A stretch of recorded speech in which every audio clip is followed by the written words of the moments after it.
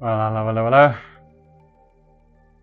Welcome back, and welcome to part 5 of the RatRig build. Quite excited tonight. Last night we covered quite a bit, and we got our gantry rail up, our XY rail, and we got some belts in, and I think there's we started with some of the bed mechanisms, the bed arms, and tonight we'll continue there.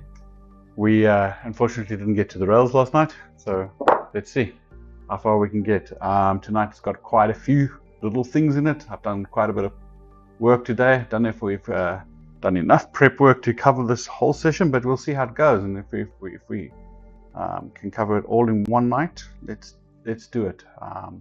Objectively, we want to try and get the bed in on the rails tonight, and we're going to try and finish off also building the hot end, the whole extruder, in this RatRig model called EVA.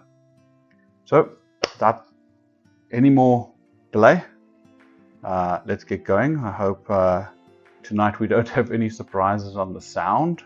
I really hope that my sound is working better tonight. I've charged the lapel right up until the last minute, and I've also got the charger lying next to me tonight, just in case we can go. So as soon as you see my lips moving and you don't hear me, please shout. Gonna leave my phone on tonight for the fig that will try and help me. So I'm going to leave it on tonight, so if it rings I'll hear it for sure. Hopefully nobody else tries to phone, but we'll take it from there. Good. So first of all, I want to talk about these rails, and these rods.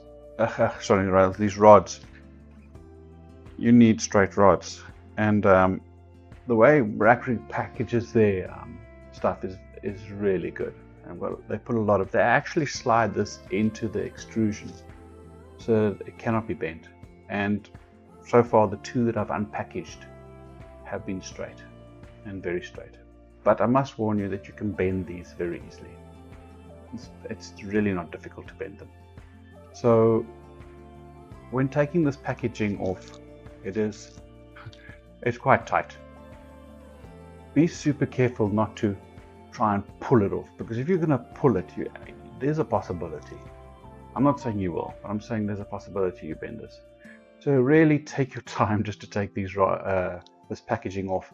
Now I try to find the best way, but it looks like they actually melted onto here somehow.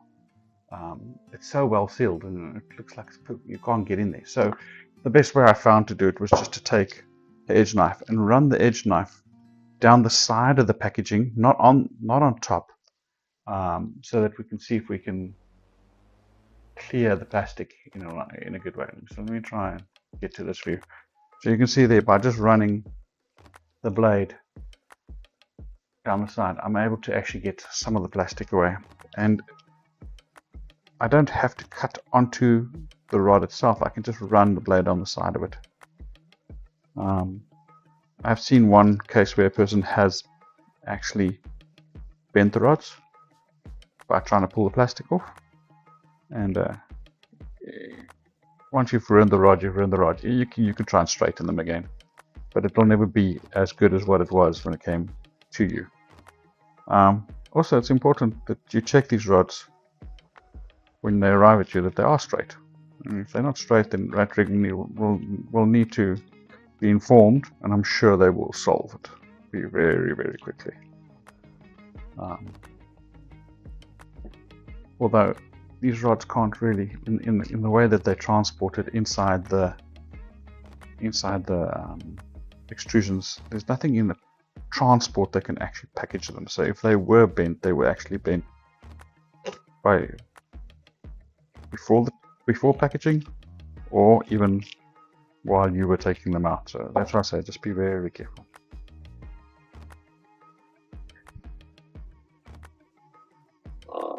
Mr. Fig, have you finished riding all your races for the day? still going to do another couple tonight.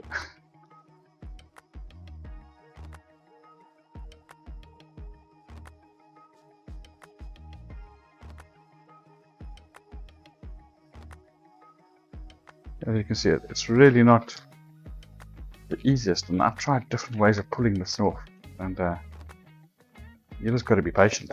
Just take your time. Well protected. And again, I'm not pushing against the rod. I'm just cutting to the side of it, trying to catch a little bit of plastic at a time, and just run the blade against the side of it. Maybe if my blade was a little bit sharper, I wouldn't have such a tough time. There we go. At the same time, try not to cut my bench.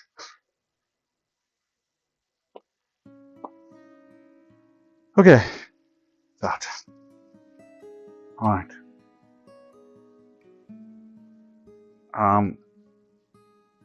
So we've got these rods out, and I'm gonna roll them there. You can see these things they've got no wobble in them. They roll nice and smoothly. It's very important. So that's great news that I've got straight rods. Okay, gonna go over to the document, and let's see if we switch to the document over there. Last night, just go over for the bigger one for now, see a bit better. We started creating these items and the arms, and we started putting them together, and we put all the screws in and the little pins and the magnets and the nuts, and got up to this point. Oh, and so by the way, this bimaterial lead screw decoupler, I remembered what the name was. It was called old ham coupling. So that's essentially what it is. It's called old ham coupling. Now I see there's different types. Ones where the rod can go right through, and ones that actually join the rods. Now I don't know if they're all called old ham, but that's pretty much what it is. Neat device. Alright, so we did all of that. We created that. We put the next set of pins in. Just recapping a little bit. We put the magnets in, and then we attached it there, and if you remember right, I somehow got it right to use the wrong screws. It took me a little bit while, and that's where I started rushing at the end. Eventually got that one in, and that's over here at the moment. That one's on that side, at the back. What they then ask you to do is to get the rods ready, and they now ask you to actually insert the back rod. Okay. Now I think only thing to really take note over here is you shouldn't force it through, right? It should go through quite easily, and if you force it, you're going to bend the POM, or you're going to damage one of the items going through, so don't force it. Another thing that's not on here is there's no oil and grease on this, so I'm going to put a bit of grease on as I'm threading it through, and I'll show you that while I'm busy. So let's get going with the back one. I think what I'll do is let's just switch to this view quickly so that I can get the camera in the right place, or in a better place for you to be able to see what I'm going to be doing.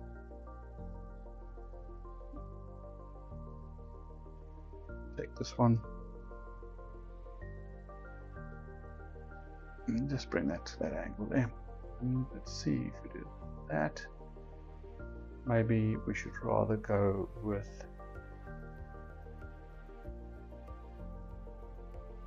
that view there. So I don't know if that helps. Yeah, no, I don't think that's going to work for us. Let's rather just go back to, I'm not sure which one's going to actually give you the best view. let's do that one. Might try and give you a rough view of what I'm trying to do there. Although the overhead would have been nice. Alright, let's try the overhead with that one. That gives us at least 2 angles to work from. Maybe I'll just shrink this window just a little bit so that you can see there. Alright. Back to our grease. What grease do I use? I use the super lube. Right. Oops. Super lube grease. You can find that works as well, but you can look online. There's a couple of other greases, and there's a couple of greases that people actually suggest. I'm going to pull this thing up just a little bit higher, right? Probably about there so that I can see. And before I put that in there, I'm going to just drop a little bit of grease on the inside of that palm nut inside, or that old hand nut inside there, so that I can make sure we got some grease on the inside there. Okay, let's check if that's there.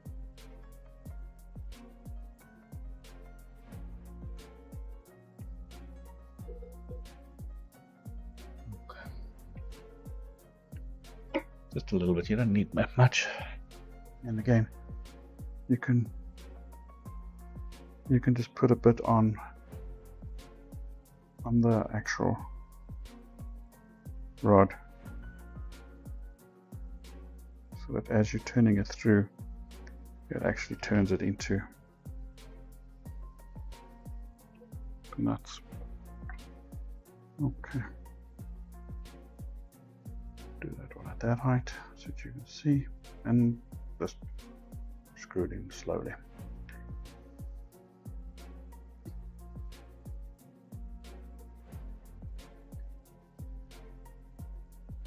You can definitely feel when it's gone through the grease. Feels completely different. I think what I'm going to do is I'm just going to put a bit more, run it down like that, and then I'm just going to run it all the way through. We'll move it down a little bit later again. Okay, for now that's fine. It should work. And you can see that old ham nut, what it does, it gives you that play on the rod. So give me a little bit more of you. At the bottom,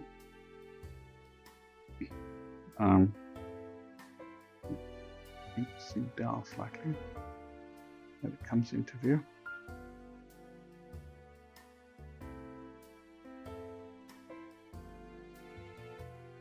There we go. Alright. We're going to have to bring them to about halfway in any case at some stage. So next thing we need to do is to tighten the grub screws at the bottom on the coupler so that Mr. Rod stays engaged and doesn't climb out.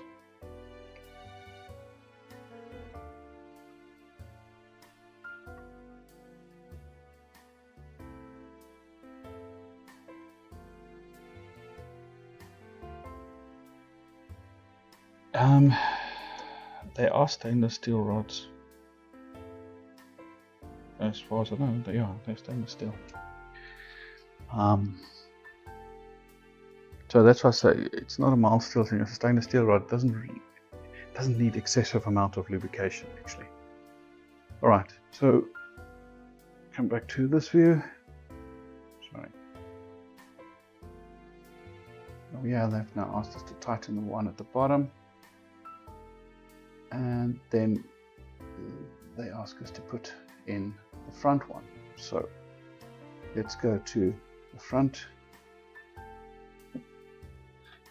turn that around, have a look from this side. Okay, Now I'm going to work on this one over here. Our top camera is a bit works down, so let's do that. Yeah, get this one in. Again, just going to put a dab of grease inside there.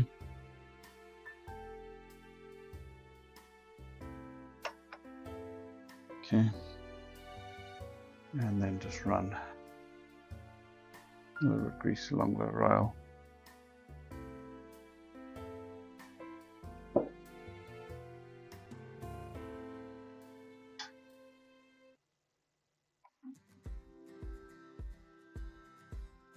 Get it started.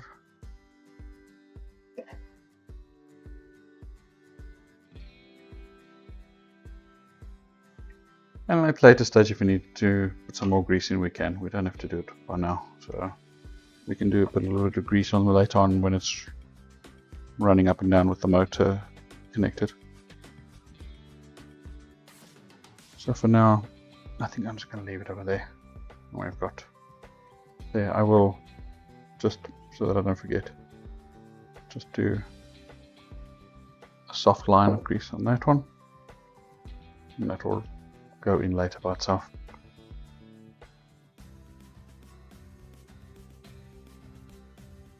And then we're going to go and tighten it, the grub screw.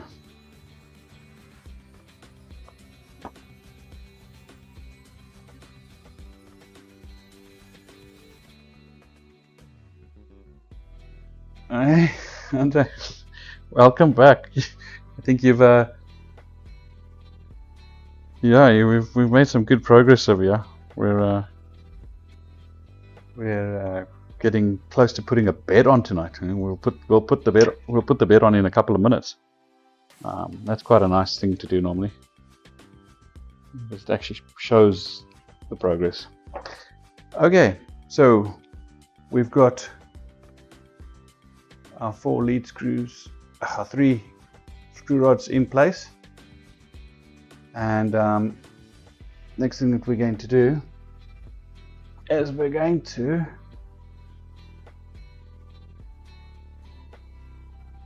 after we've tied the grub screw as they've indicated, yeah, they're going to do the left arm that I did on a previous evening, just to make sure how, and then we get to these little items. Now this became quite interesting. So yeah, all the parts. And I need to throw some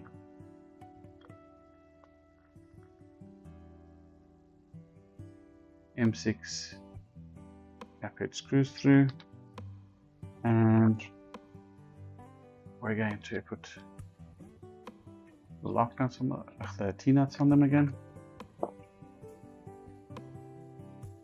And one of these days we'll be printing. But I had a look at some of the other guys that have done sessions. They've done up to like 11, 12 parts on that, and then I think what the message is don't rush it. You know, it's supposed to be a nice project to do, and you should enjoy doing it. So if you're just rushing to get finished that you can get your first print out, you're probably going to, at some point, ruin the quality of your work. So again, just take it slow. Do each piece diligently.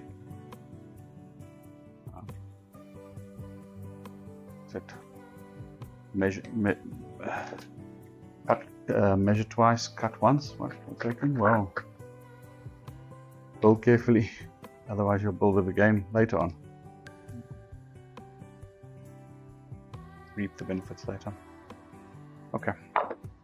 Tired of these little greasy things. I've got so many of these little horrible cloths lying around full of grease.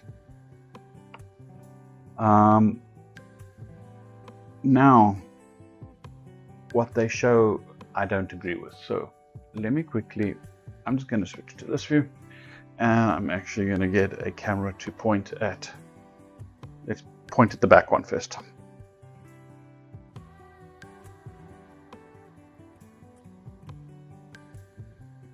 Not that I don't agree, it's just it's really tough to do it the way they want to do it. Let's see if that camera can see that I want to do that on them. Alright, yeah, you should be able to see what. Okay, so inside this kit is bigger flange bearings. It fits over the T8 over the rod, and so what they actually tell us to do is to put this part over the back like that, swing it in, get it in the right position, tighten it, and then once we've tightened it to the top, to push this bearing in. Well, let me put it over here. I pushed and pushed and pushed with my fingers while that thing was on there, and I just could not get that bearing inside there. It was just too tight. Now, I don't know if it's the tolerances on my part, or if it's the bearing, but it's tight. So, plan B.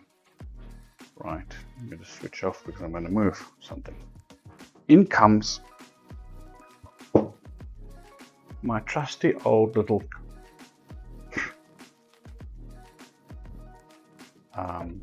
vise that I bought once upon a time.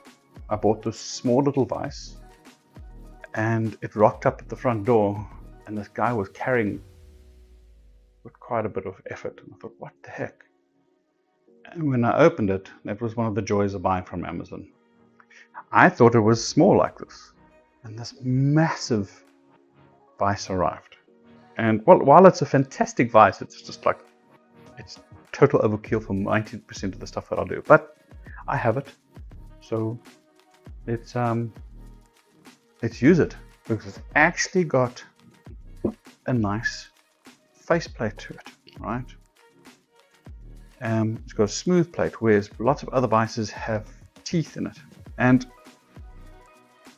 to now just go and put that in there and push directly onto the bearing is not a good idea, because you don't really want to push on the center at all, right? You'll damage the bearing. So get yourself a socket or a nut or something that's bigger than the center, and which actually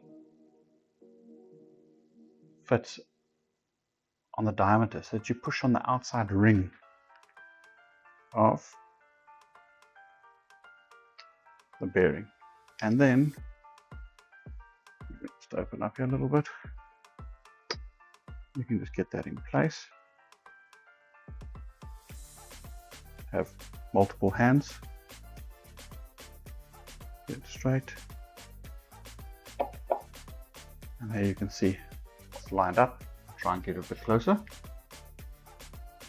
It's just nicely lined up. And now when I twist, if all goes right, there it pops in. Now obviously we don't want to crush the plastic, so just be careful. Do it nice and slowly, and just get it tight into the position. You don't have to squeeze it hard, it goes in quite easily. You have it. One inserted flange bearing. Compliments of a size 13 socket. And now we can go back to the printer and actually put those on, so we can see what it looks like.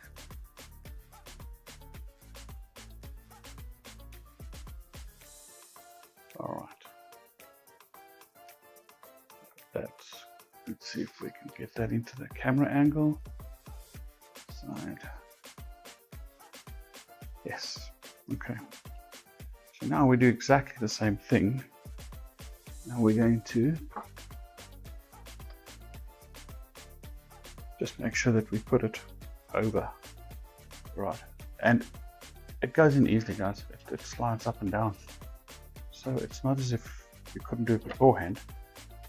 Oh, that's the front one. Let's try and put the back one on. That would probably help a little bit as well. Right. So swing it across, get it in line, push this all the way up, and tighten our lock nuts, our T-nuts.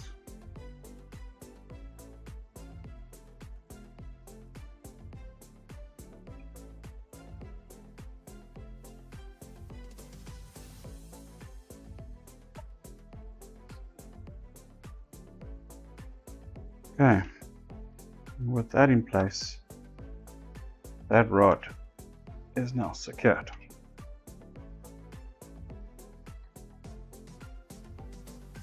And that coupling at the bottom side here, if this rod is just slightly off, it will allow for that toleration to move a little bit. Right, that's the first one. And then we have to do the same on this side. So I'm just going to push that way a little bit. Maybe I'll drop this camera down. You can see it from the other angle. Like that. Okay, so again, I've already done this one. All I'm going to do is slide it over. These lock nuts to the side, T-nuts, and put it in like that. Just be careful you don't push it too far that you bend the rod. Well, it is slightly forgiving. Oh, and on this one, you need to just want to show it on the picture that they show. Let's see where they show it.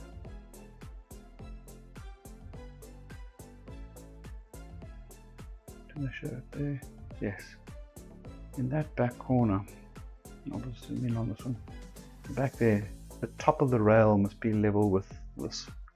So just make sure you actually get that level.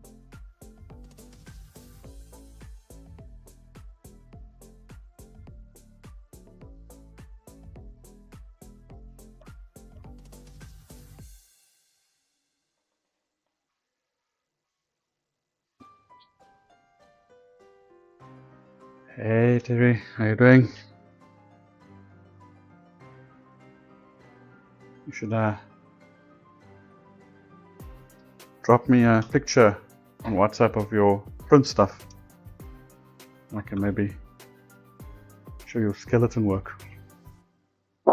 Okay, so we've got the 3 rods in, and I think we go back to the documentation now. Wow.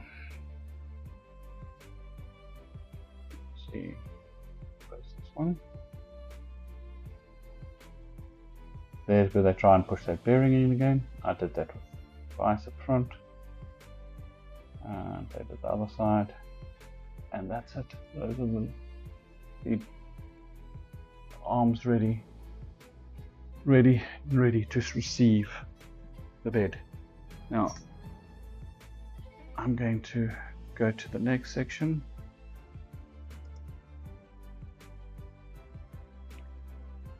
And here comes one dramatic move. We're actually going to put the bed inside the square. And yeah, that's quite a nice step. We're not going to put the magnet on it yet. We're also not going to put the what's the name? The heater mat also attached to it yet, because that we're going to do at a later stage. But maybe I will do that at the end of the evening so you can just see, because there's some very important steps to do there. And there's actually a video I'll share in the link where one of the guys that I really watched many times, he messed it up, and then he showed what he did and how he fixed it, and we don't want to make the same mistake on our side. So there's this blue sheeting on the bed that they talk about. I'm going to get the bed up here onto the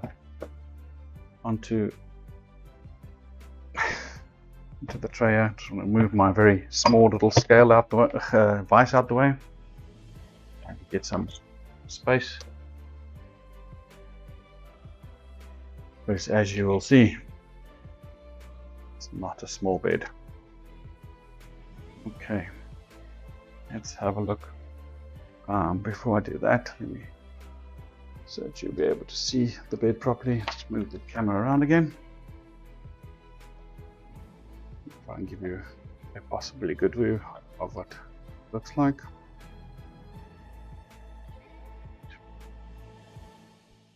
I'm going to just wipe my hands off quickly, maybe just with a bit of isopropyl, just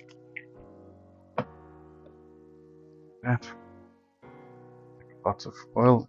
Typically we don't want to get too much oil onto the bed, and because the bed's so big, I'm going to give myself an elevated chance here.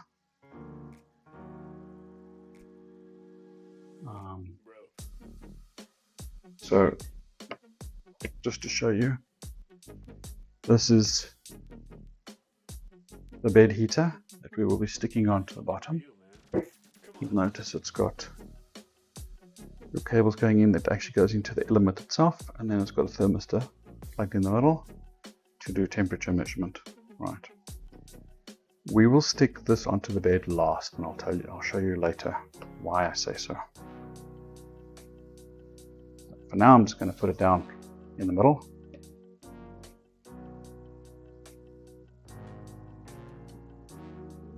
This is the magnet that will stick, right? The actual print surface, the bed, the steel plate that I print onto is lying on the other side. I've kept it away for tonight because I'm trying to keep it not free of scratches. Try not bend that magnet. Any little crease in that magnet will show in your prints.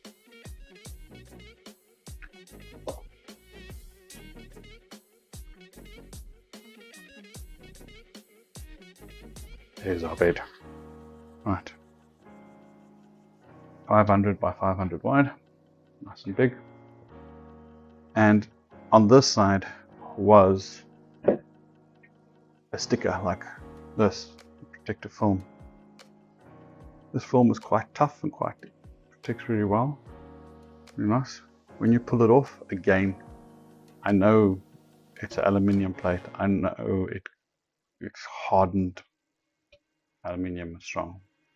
But if you pull, you can apply forces to this. So don't yank it off, just pull it off slowly.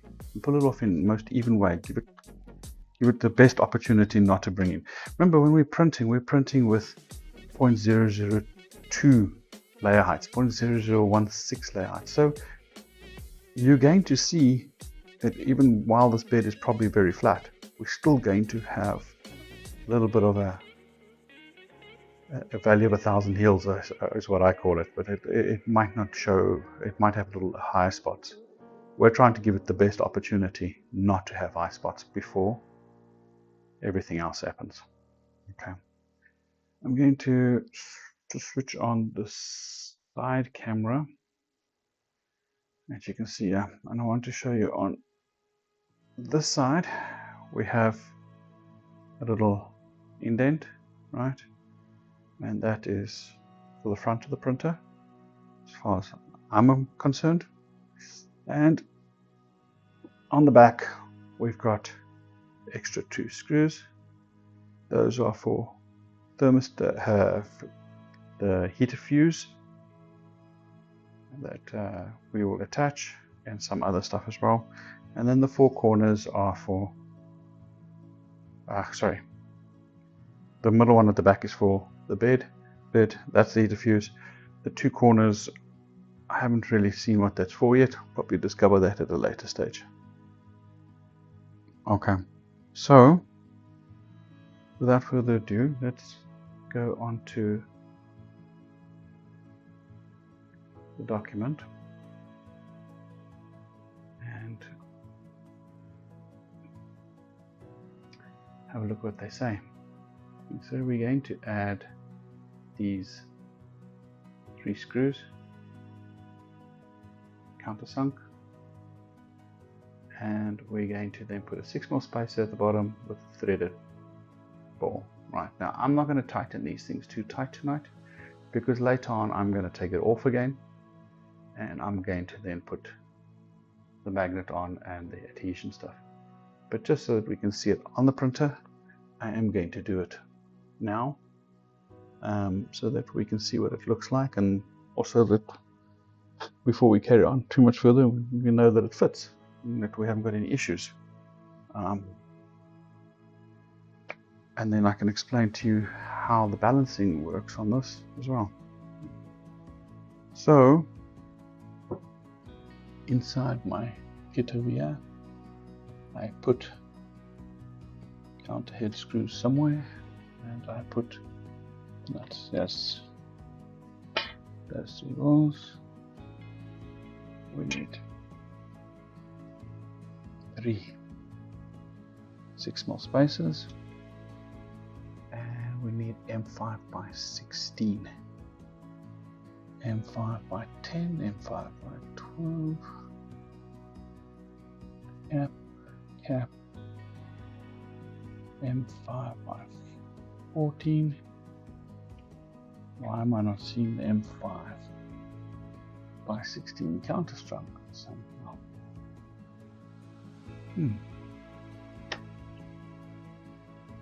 M5, right? That's not interesting. These are cap head M516s.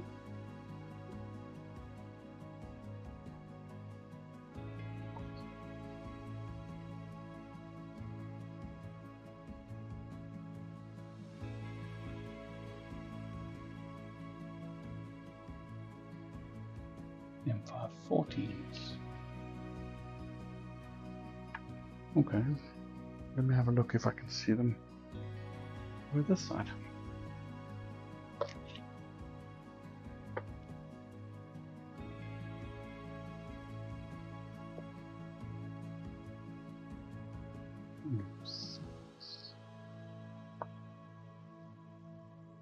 M516, there you go.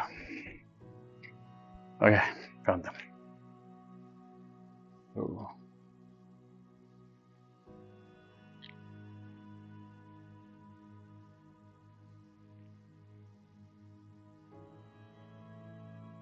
Right, so we're going to now put these in there. Those are a little bit oily, so I won't put them on top. And take these out.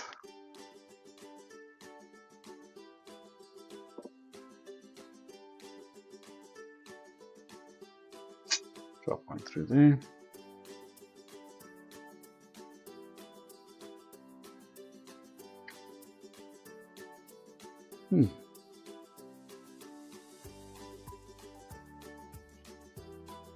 Probably one of the main reasons why I bought this printer is because of this specific leveling system. I really thought it was quite ingenious. Three points to level from. Guaranteed that it's leveled. You only need 3 points to level a plate. And initially I thought to myself, no, that can't be. You've got to have all 4 corners lifted. Well, not really. The 2 corners control the corners, and if this corner, if this corner is at the same height as the opposite corner, then the 2 opposite corners must be at the same level, right? Then the back one just is going to manage the third element of leveling out. Now there's probably a much better way of describing that, but you'll see it in practice. I don't know how many videos I watched about boron gantry leveling and this leveling. Okay, I'm just going to do these hand tight for now because I'm not going to leave it on the whole time. And we're now going to push it into the printer. So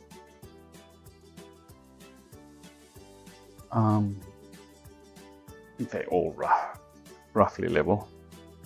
So let's take this, lift it up,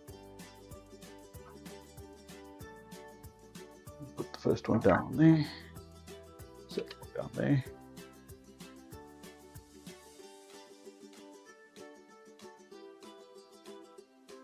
And the good thing is they go into the holes. So they are, each one has gone into its specific spot. And what I'll now do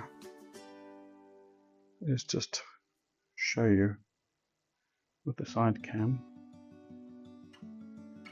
what it looks like. Okay, so that ball is now sitting on those two little rods and just away from the magnet as far as I'm understood. Same on that, same on this one. Okay, and so because there's now 3 of them, this can't move in any direction. It's pivoted between the 3, and it's constrained between the 3 points. So if a point moves, it can still move on the bed arm, but it can't actually move the bed backwards and forwards. So let's do this, that you can just see something here. I'm just going to turn this rod. If you see,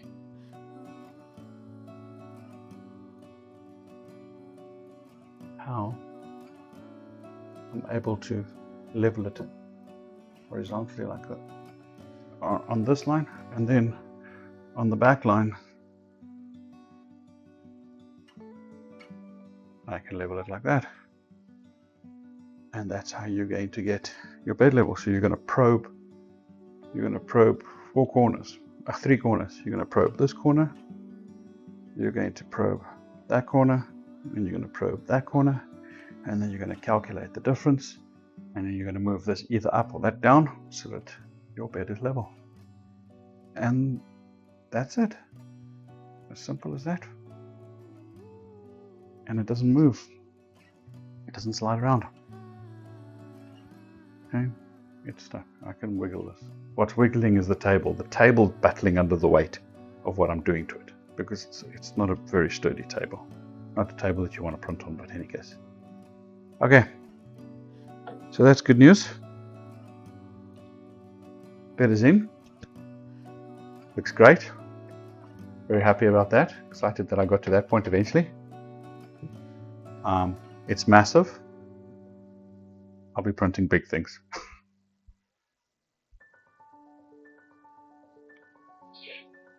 All right.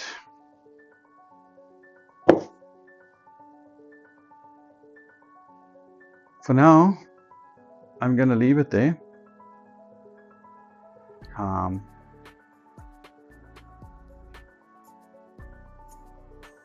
Should be okay. Or maybe no. You know what? I'm going to remove it and put it on the side, because I'd hate for something to fall on it and cause any damage on it. So let's just take it out for now.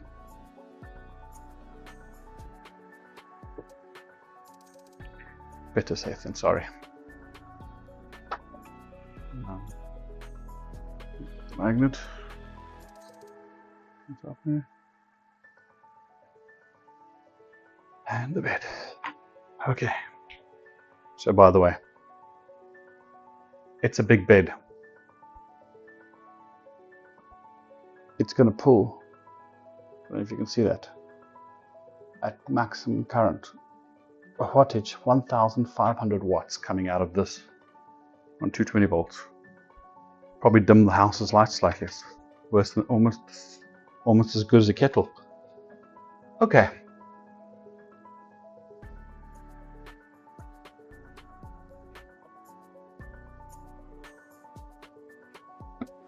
I don't drink enough water while I'm streaming, I must say.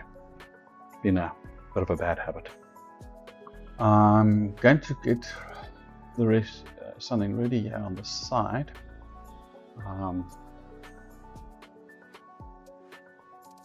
and then I can show you. In the meantime, I will tell you a little bit about the documentation that we're going to have now. So when you're building your RatRig or your Voron, what happens is you customize it, right? You customize at the point. So up until this point, we haven't done too much customization. We followed the standard route, but now we get to the actual extruder, and here's where we can decide a million different ways of building it. We can just print what there is and build the standard stuff. We can also put in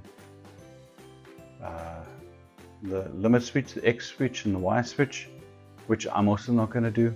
I'm just going to use what they call sensorless homing, not senseless. And you'll see it is actually quite powerful when we get up and running. And it actually just saves a bit of wire, and it saves the next bit of,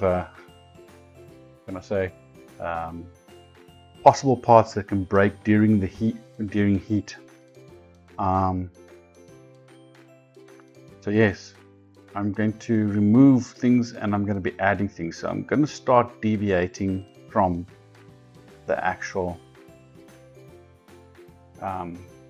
plan now quite a bit, and we'll try and have the plan side by side and as we go along, but I'll also show you some of the changes that I'm going to now bring in. Okay, I just want to do one thing quickly. That.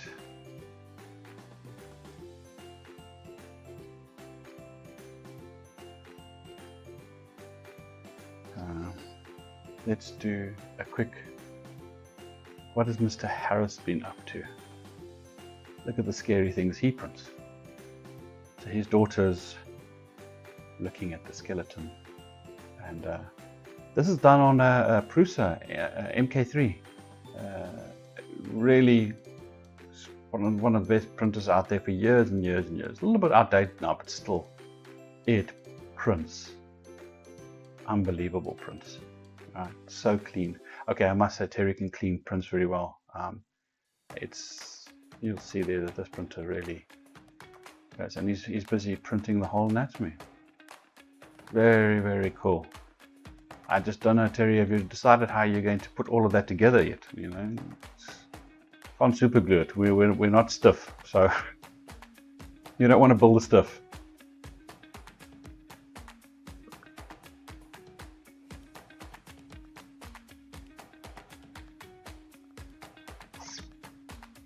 Okay,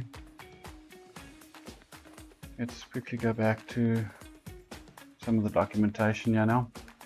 So when you put that in, the next things that they're going to ask you is to prepare the Y-axis end stops. As I said, I'm not going to put these in because I'm going to go with a sensorless homing, but I will show you at a later stage. I'm going to adapt some of these parts specifically for the Y. I want to try and build a different used portion of it and then just replace this piece and build it in a little different way. So I've still got a bit of adjustment because this part actually goes onto the extrusion like that. So my idea is to remove that top piece, the black piece, but to have a piece that can slide in and out like this, where I can adjust just slightly if I want to still adjust. So I'll be building that. Don't know if it's going to work. We'll see how it works. At this point, it's my best guess as to how I want to do it. All right, so this is where they asked us just to rotate, get them roughly level, and then put the bed in. Okay, finished. Now we get to EVA, and EVA is the name of the printhead. Now the RatRig community and have been working together for a long time, right? And there's certain people that work on the software, the firmware, and there's certain people that work on the can I say, the frame, and certain people that work on the extruder itself. So there's these people that all contribute, and that's why it's still an open source. You don't have to buy any of this. You can literally go into, if you can buy all of the parts in the hardware, you can go there and build it, and you can get all the dimensions, you can cut it, all the stuff there. You can cut everything and build it yourself, right? Same with the Vorons. The EVA has multiple different options that you can use. The standard documentation that they use inside the RatRig build guide works on the premise that they're using a Bondtech LGX Lite extruder, right? Which I'm not going to be used. They're going to use a Fetus Rapido high flow hot end. Possibly going to get one of those at a later stage. I'm not going to do. They're using a 4028 cooling fan and a Super Pinder probe for bed heights. Right, so they're going to go through building this model exactly like that. Now, if you deviate slightly and let's just close that, you come over here. I want to show you the EVA website, and EVA, this is one of the EVAs that you can print. And modification, there's a couple of different modifications. This is printed in 2 different colors. I'm not fortunate enough to be able to print in 2 different colors yet, but I will one day. And they then just explain how they got there, who's EVA, and the guy that we need to thank for this is Paul. He's the main developer. He's the guy that looks after the design and incorporates everything, but it's also, as you can see, he says thank you to the RatRig community. And again, very nice to see the amount of detail and documentation they put together. When you go to the getting started, they've got all the different variations listed on the screen here, or shown on the screen, and you can just scroll around and look at the different parts that you can print so that you can find out which orientation you should print it in, right? You can quickly orientate it on your printer in that direction and print it. Unlike with the actual RatRig parts that I've seen so far, the RatRig parts printed are in the right orientation, but over here it's not always in the right orientation. I think Baal said if you want it in the right way somewhere, twist it yourself. Taking too much time to actually do everything. And I can agree, it's really not that difficult to orientate it. Basically falls into a couple of major parts. We've got the top that sits on top of the block, which is going to sit up top here. All right, it's going to sit on top of the rail. And then we've got the back end, which connects the fans, and then we've got the front end that connects the actual extruder, the hot end. On the top of this block, we're going to have our extruder motor and gears, and then at the bottom we've got a fan to blow the particle. And over here you can see the in-depth how detailed they go with the different documentation. This is a Bondtech extruder, and it's adapted for this. Now, a lot of guys out there are building one model fits many different types of extruders, many different types of hot ends. And no exception to that is I'll give him a shout out as well, as the guy that does EVA. And this is a hot end that I stripped today. Was on my old printer because I wanted some of the parts that are in there. It's going into this bigger printer, but all the parts are modular, and you can, based on your configuration, you can build over how many different variations on that. So same as the EVA, probably a couple other guys out there. Yeah, modular in many ways. And then they just show you how to put it together. This is a Slice Engineering hot end, very nice. You saw on the main picture that one single fan. This is now dual fans. I'm going for this option. I want a bit more horsepower behind the fan, and then depending on what bed leveling you want, you can put in, and if you want to, you can put ADXL accelerometer, which helps do compensation for vibrations, but I'm not going to put that piece in. I'll tell you a little bit later why. Yeah, and all the documentation's there, and you can get the actual drawings and you can modify it if you really wanted to, and you can submit it back. So over time, we've moved from hex nuts to heat inserts, and most of us enjoy having heat inserts, right? With a lot of the new parts, even the EuroMe has gone to heat inserts, and it's much nicer, much cleaner, much easier to work with. So I'm not going to look at the hex nut one. I'm just going to go straight to the heat inserts. And heat inserts, you need to buy the right size, give or take. Yes, again, they say if there's a slight differentiation, a difference in measurement, that's fine. But have a look. You know, I've got two sets of M3s, and one is a 4.1 diameter and the other one is a 4.9 diameter, right? That's a big difference on the outside ring, and that also determines the surface area that's going to connect. You get different heat inserts that are just flush and go straight in, and some of them have actually got this little leading ring over here that helps guide the part in. So buy the better quality ones. If you ever need to have a suggestion, I can show you the ones that I'm going to use tonight, and I'll just try and, how am I going to do that? Let me show you like that. Can I? No, it's too big.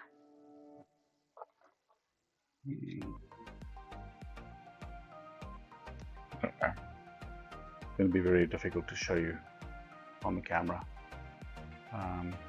Let's see how close we get. We're going to focus? I doubt it. Any guess? I have the one with the guided rings. I've also got the ones that are plain, don't work as well. These have got angled teeth. I've got the straight teeth ones, don't work as well. Been there, bought the t-shirt. You know, if you can, avoid it. Then they go into the different rings. So core, what type of printer are we going? You're going with a Cartesian type printer, which means that the way that it connects to the actual rail and rod will be different, because most Cartesian printers, XY Gantt rail, the block sits on the front or on the bottom. So you just got to make sure you're using the right one. But I'm on the Core XY, and so I'm going with this model. All right, and again, hot ends, whether you're going with a BMO, Mosquito, Nova, Rapido, the Rapido being one that I'll probably do at some stage. I'm going with the Revo Voron. The reason why I'm going with the Revo Voron is because the Revo Voron, I can interchange heads just by using my hands, and I can nozzle just by using my fingers to loosen and take it off. It gives me much quicker access to go from a 0.4 to a 0.6 to a 0.25 nozzle, I think it is. And it's just a neat little package, and it's actually minute if you look at it. It's a small little package, very neat, very easy to work with. And I'm not saying any of the others aren't great. I'm saying it's all personal preference. I would love to own a Mosquito, and I'm definitely going to own a Rapido at some point in time. Again, when it comes to the actual extruder, the drive that you're going to use, you can use different ones. I own an Orbiter 1.5 and an Orbiter 2, and so inside this build, and that's hence why I stripped my other hot end today, I'm going with the Orbiter 2, right? And the reason why I'm going to go with the Orbiter 2, there's a module that plugs onto the top of yours, and your filament runout sensor is right at the head, which is really great, because if a print stops, let's say your filament runout sensor is half a meter away from the actual motor, and you need like 1 or 2, 3 layers still left from 1% of your print, and it stops because it ran out of filament. That's really bad. I mean, stop when you're really out. So that's what I like about the Orbiter. Again, a million opinions around that, but that's what I'm going with. This is the standard 40mm based fan that was part of the original design on the RatRig website. You can also go with a single fan. I'm going with the beefier one. I want 2 fans blowing as fast as possible, because if you can get good cooling on certain parts, you can increase your speed quite a bit. Then when it comes to probes, this is the Pinder probe, right? I'm going to go, for the first time ever, I'm going to be using a Pinder probe, and we'll see how that goes. I normally use the BL Touch on all my printers, so I'll be moving away from that. Some people will be happy about it, some not so happy, so we'll see how it goes. I just found that I think this BL Touch is not doing very well in the heat. I think it's when I got the chamber at 60 degrees, over time it's degrading the actual BL probe. Now I gotta go and read up and see if it is, that's the BL Touch. If it is that way, we'll see. Cable guide, again, I'm not going to be using this cable guide, and I'll explain to you a little bit later. Fans at the bottom, we can do tri-horn. Volcanoes for a very much bigger, longer block. I'm just going with the default. And then at the bottom, you've got the front face of the printer. Now you can decide which ones you like. There's always a debate as to what I'm not too worried about it, but that's one of the new faces. I like that one a little bit more, but it's actually quite big. I might print one later. Let's see what it does. This is pretty much almost the original, if I remember correctly. And I've got original, yeah, no, I've got this original. This was the original face, right? Looks like that, and not bad. Does the job. Just to cover the fan and makes your printer look nice. But I decided I'm going to go with Tank. Right, Tank is a bit bigger. And the reason I'm going with Tank is because it'll actually hide a bit of the probe and the wiring from the side, but it is just slightly wider. If you compare it to that guy, you know, it just hides a little bit of the extra stuff. So, without further ado, I'm going to now move back to the RatRig, but I just wanted to show you how well the EVA system is, and if you were going to put nuts in, again, they would have the model with the different nuts available, so that you don't have to have heat inserts. If you don't want to use heat inserts, you can just use nuts everywhere. Coming back to this, obviously over here the original EVA uses nuts still, so I had to figure it out a lot today, work out a lot of what has to change or what should not change, and so I've already done that. I've already inserted some of the heat inserts today, just to make sure that I got the right amount of stuff, and we're going to start building. I think what I'm going to do is bring this camera down to hand level, because I'm sure you're going to want to see more of my hands, what they're doing, and we'll take it from there. Okay.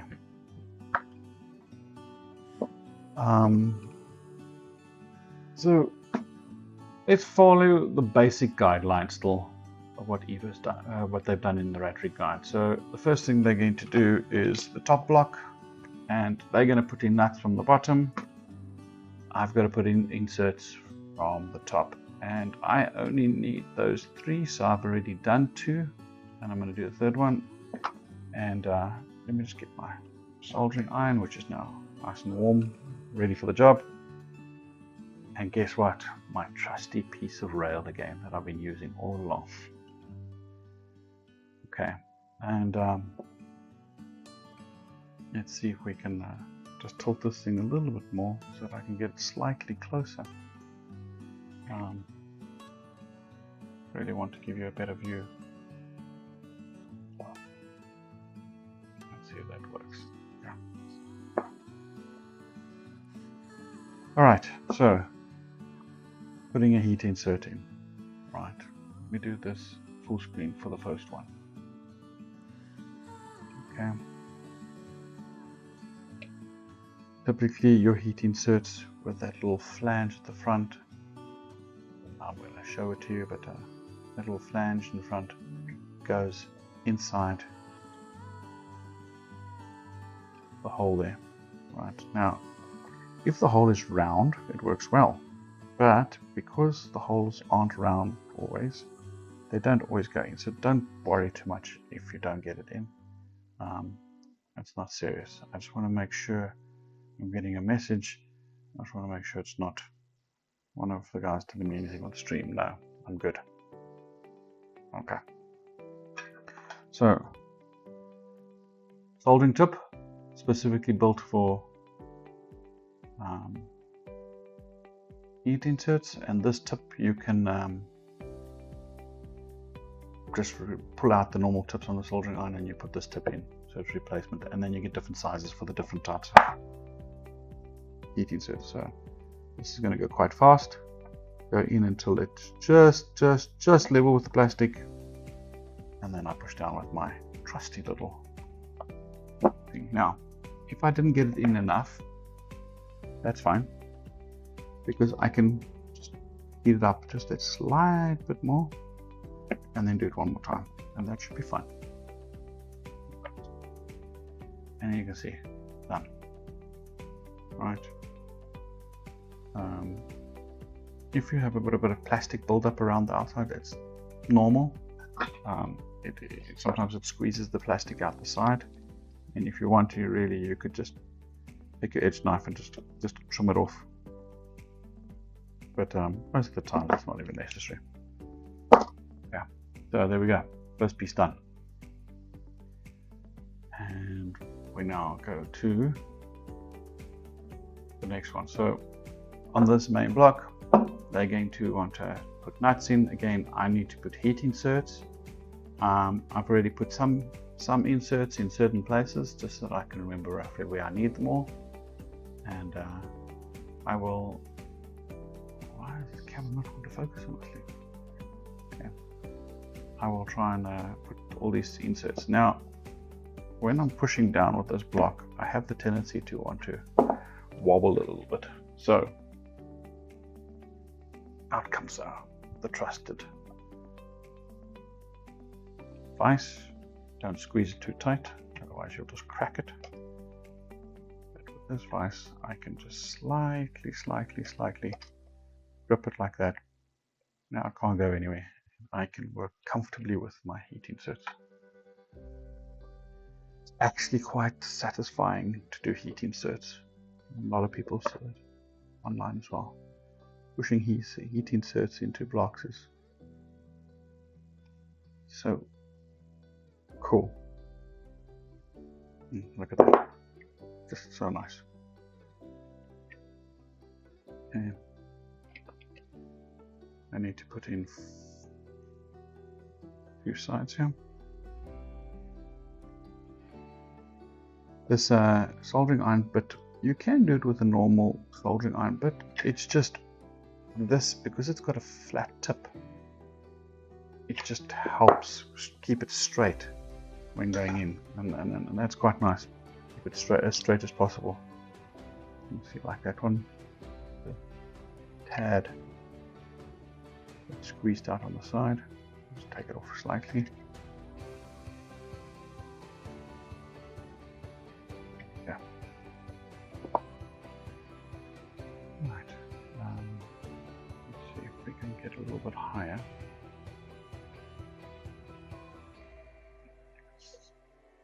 Sort of see. I'm going to do side one now.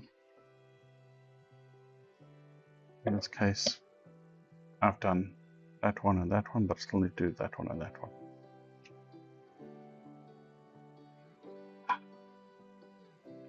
And no, there wasn't really any great documentation that explained this to me today. So I had to sort of figure out step for step what was I going to tighten against what, and then try and see where the heated inserts were going. Because not all the holes need heat inserts.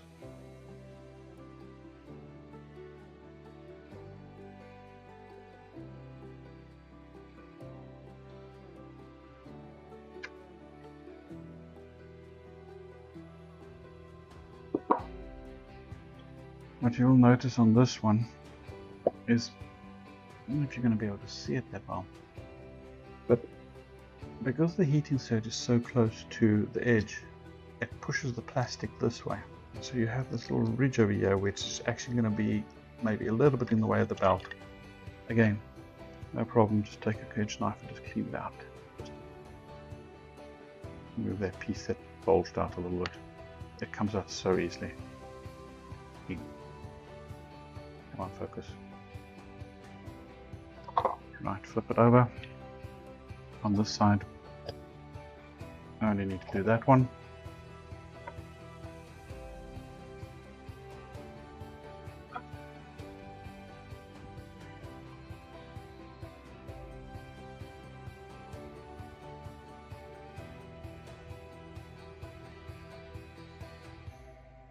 I was considering doing all of these things today. I thought, well, no, best you see what I do. Okay, on the back here I need to do 2.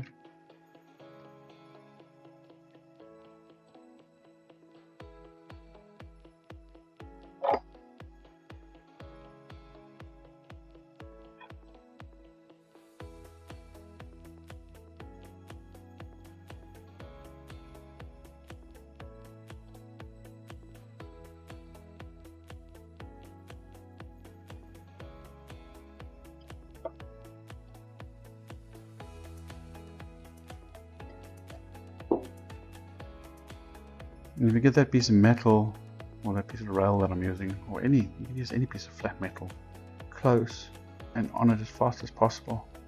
You actually don't even have to solder or sink it all the way in. You can just get it close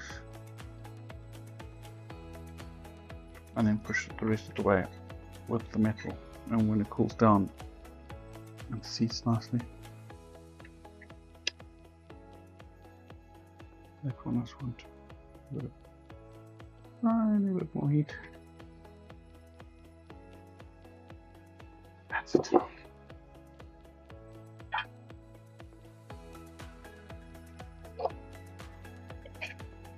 Right, so one block, lots of heat inserts, very neat.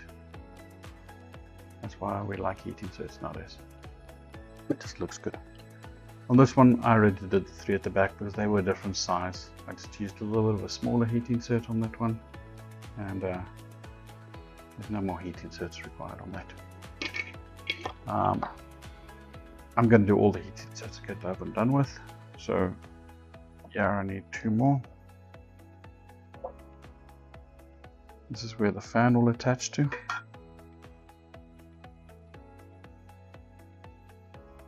Just checking my lapel mic still working. I'm trying tonight to watch my mic and see that I don't have a nasty dropout like last night.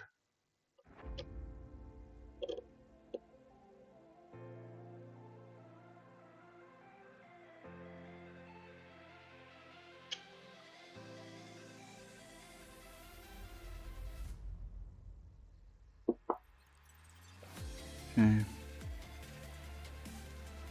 One more on this side. This is where the fan's going to connect to.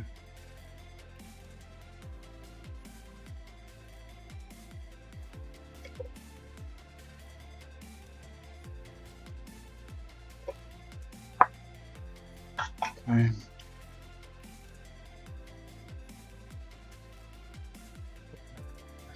That one there. Okay, on the sides, I've got 2 on that side. I require 2 on that side as well.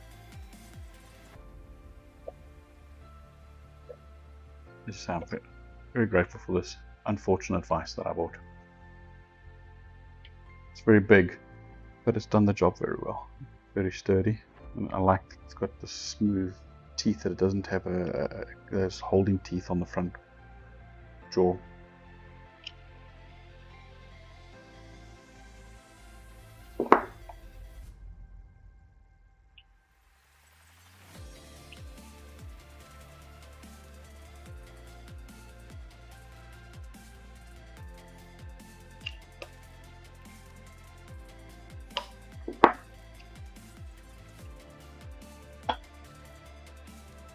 and I dragged the plastic over a little bit. Well, didn't hold it long enough.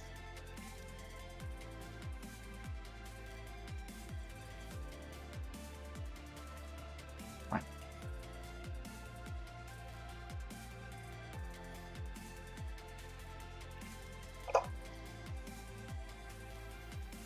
There we go. All right. No more required on that piece. Nothing required there. Nothing required there. No there. No there. Done on that one. Done on that one. This one, I had to put one in. I did it earlier on. And this is probably the only one left that I need to do. If I look at the heat inserts, there's only one lying on the table, and that means I've come to the end. But I'm going to do that one directly on the mat. Move that.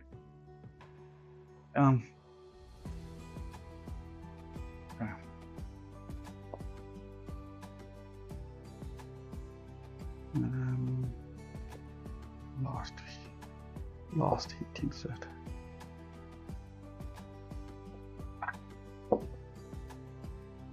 I used to hate working with the hex nuts. Look, I will say this, you've got less of a risk with the hex nut that you're going to melt your piece. That is true, but much nicer looking with the heat inserts.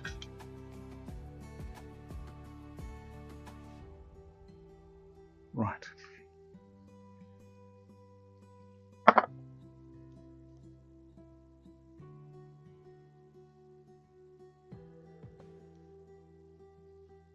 Take that piece off. Okay, so now that we've got the heat inserts, we can come back to the documentation. And in the documentation, we're going to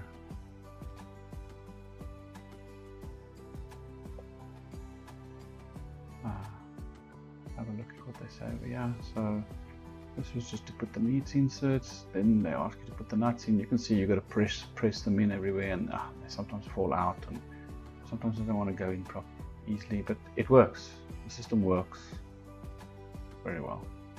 So nothing wrong with the nuts if you want to go that route. Again, on the back piece, put the nuts in. Right. Just the difference over here is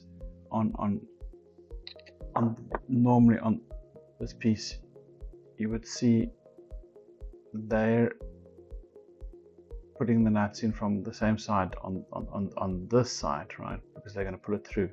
But on certain pieces, it's on the opposite side, the heat insert. So you just got to take note of that. This is specific to the Bondtech LGA Lite, where you have to take some screws out, and then you have to remove the motor, and then you have to put some screws in the bottom and special holes, and then close it up again. We're not doing that for extruder, and because we're not doing the Bondtech, I'm not going to do this step now, because the Bondtech tightens from the bottom up, whereas for us, when we get to this plate over here, our motor will be tightened from the top down. Right, so that screw over there will be tightened from the top down.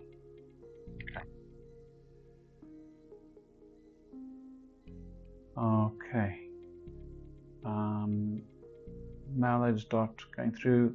Again, they're using the repeater, so just take note of the repeater.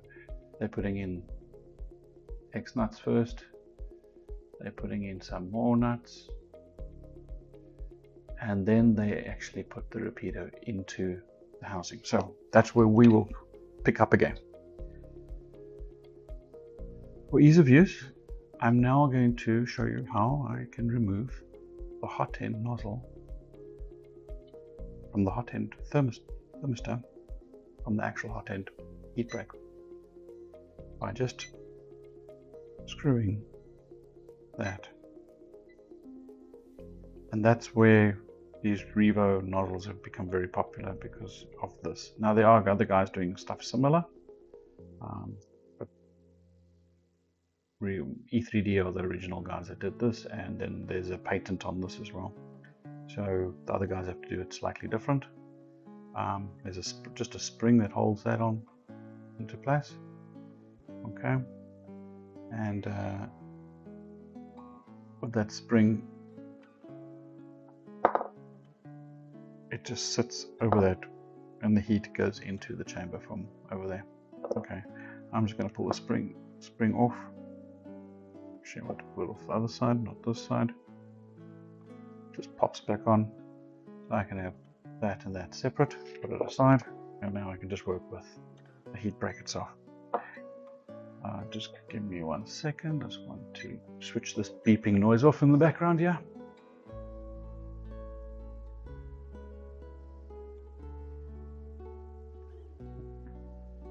Alright, it's the air quality meter that's moaning.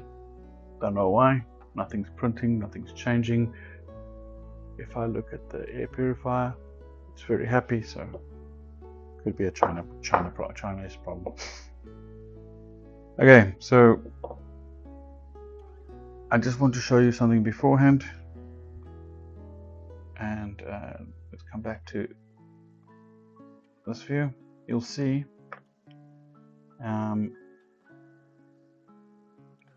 this little hole on the side here. Is my camera dirty? Is that? Just wipe this camera because I do handle it with my fingers quite a bit.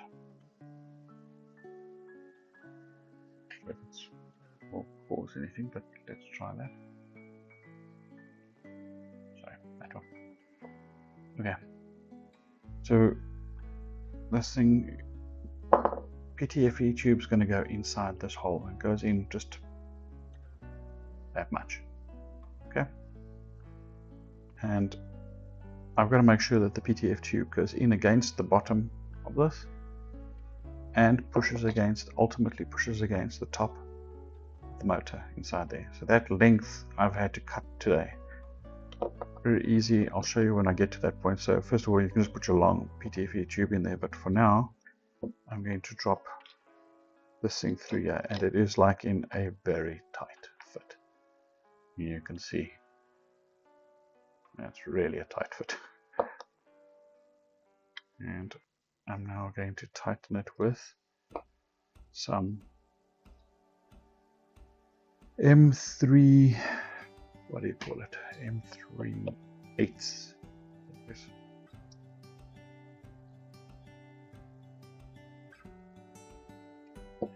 Okay.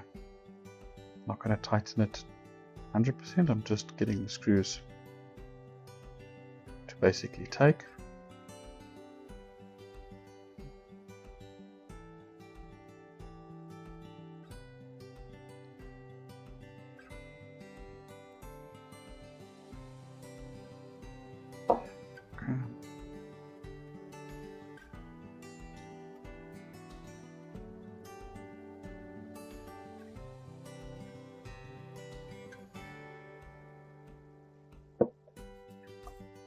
Last one. Make sure you don't use screws that are too long, because otherwise it comes through the base inside there, comes through the base and pushes up against the fins, and then you have an angle thing and breaks, and it's not clever. Just make sure you use the right length ones. Always. Again, because the kit over here was different, you'll see on theirs they were going to use a 2.5 by 8, which is different for the repeater. This guy bore on a 3. Okay, so now before I'm just going to loosen these things, each one like half a turn back. And again, yeah, it's just my theory. I want to make sure everything's lined up before I tighten down. So I'm going to push this all the way in now. Okay, it's only sticking out so much.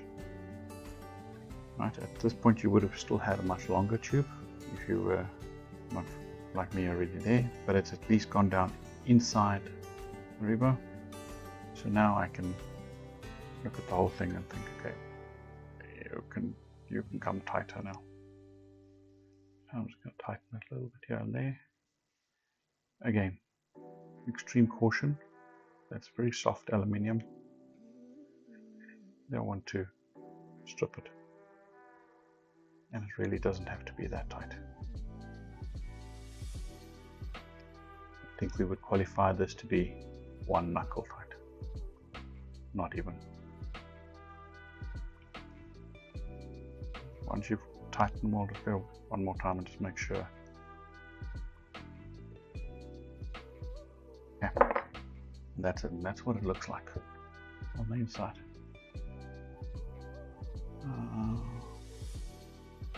Yeah, it doesn't want to always. There you go. That's what it looks like, and down the bottom it looks like that. Okay. Coming back to the documentation, I can probably switch the soldering iron off, but I'll just leave it there just in case. Let's move the cable out of the way for now.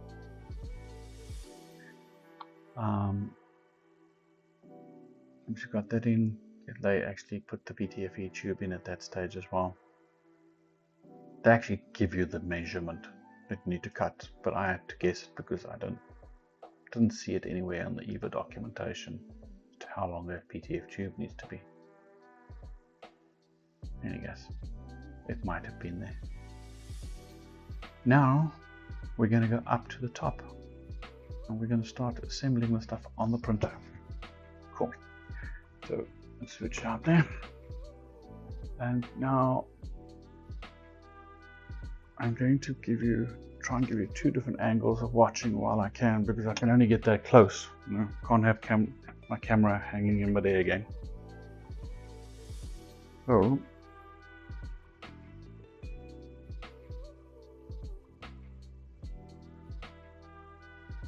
like that, and I'm going to use a top side view.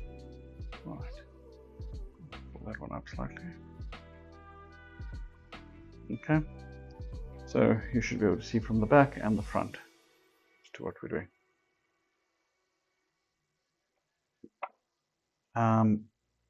I'm not going to put the documentation on every time, so at this point we're going to, let's see if we do it like that. At this point we're going to attach that. Right. And it's going to use 4 screws to tighten it down over there, and then we need to make sure it moves freely. Thinking about it, which way must it go? It must go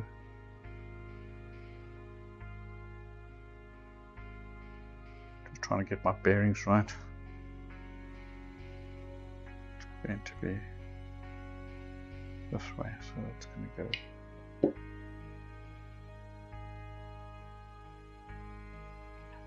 hope I've got it right.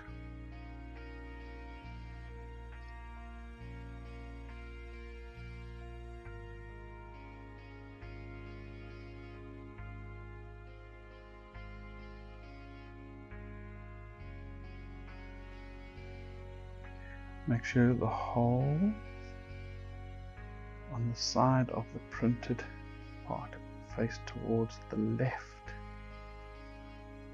of the axis.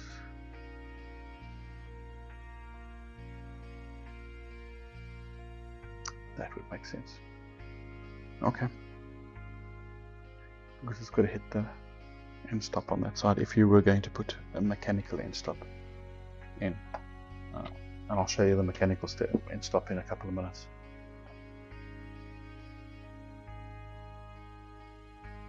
So, a couple of M3 by 8 screws.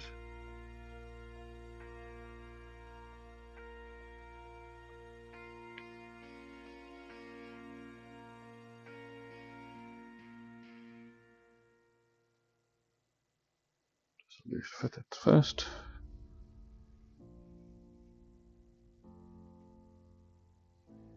putting this together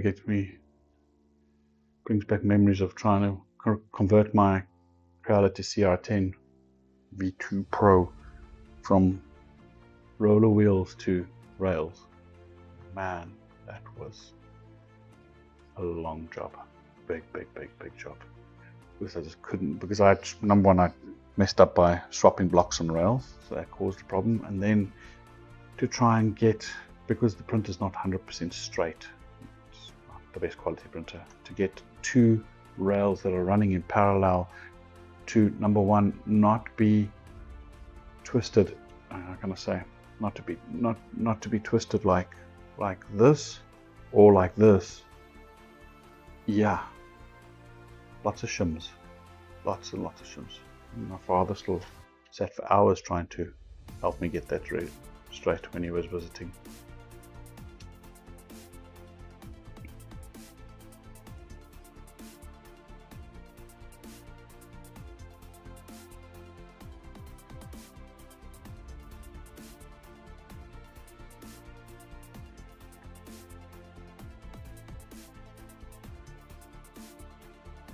Again, don't over tighten, it's a block. Okay, there we go. It all moves nice and smoothly. Going back to the docks, we're now going to attach the back where the fans would attach to. And to do that, we push those long bolts through, right? And we then push the front cage onto that and tighten those back bolts. Okay. So let's do that first.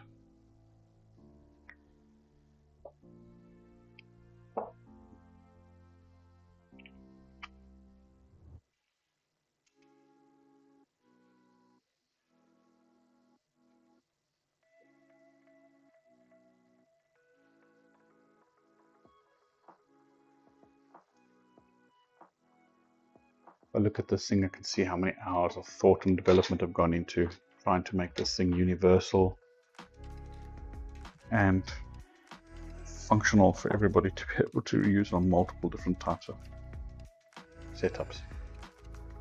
Quite amazing. I do a little bit of CAD drawings myself. You saw I designed some stuff for when I was trying to get the spacing right. I made those spaces out. That's not really serious CAD. Can't really see anything that I've had. I made corners today for when I want to put the bed on. That you'll see at some stage. So I could get the magnet square. It has to be square. It has to be equal to the 0.5 millimeter all around. Otherwise, it will drive me insane.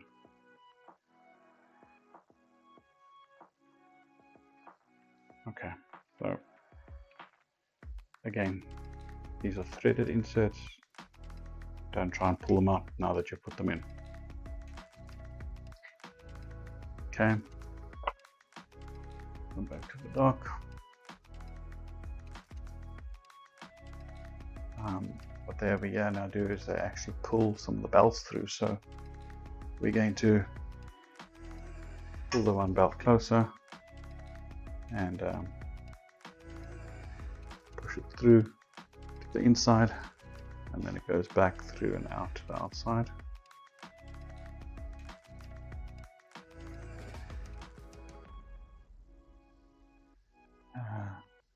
In theory it goes back to the outside over there. Why doesn't it want to work with me?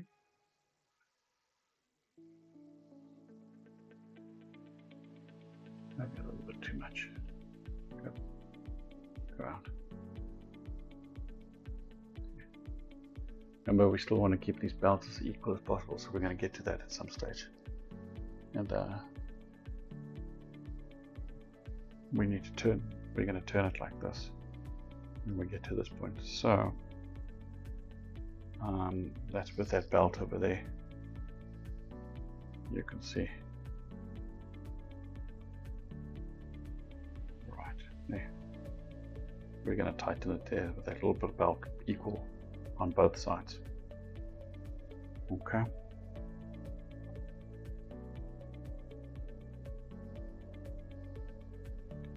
Right, so I'm going to get it just equal as they've shown over there, very much equal, and then just pull that one back. Okay.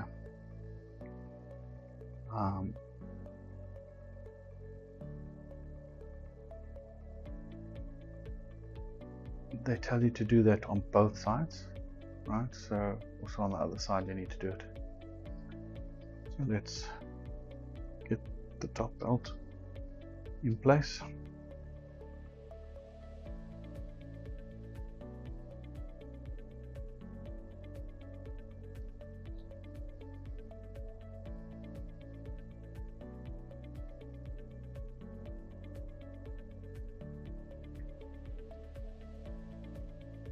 Yeah.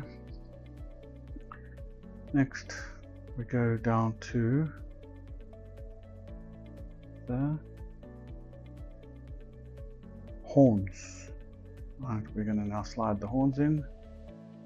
Right, get that into place in between those two pieces, and then we're going to fasten it with those M3 35 bolts from the back.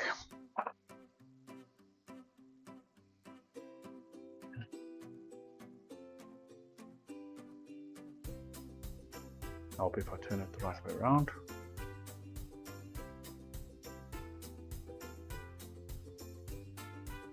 Now everything should come into place. Let's move that out of the way. There we go.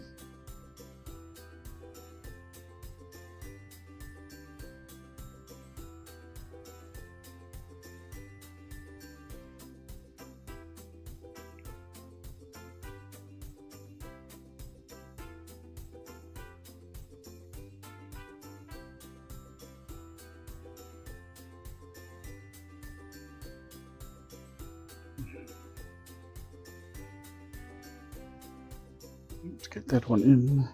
It's not going in. Why? There we go.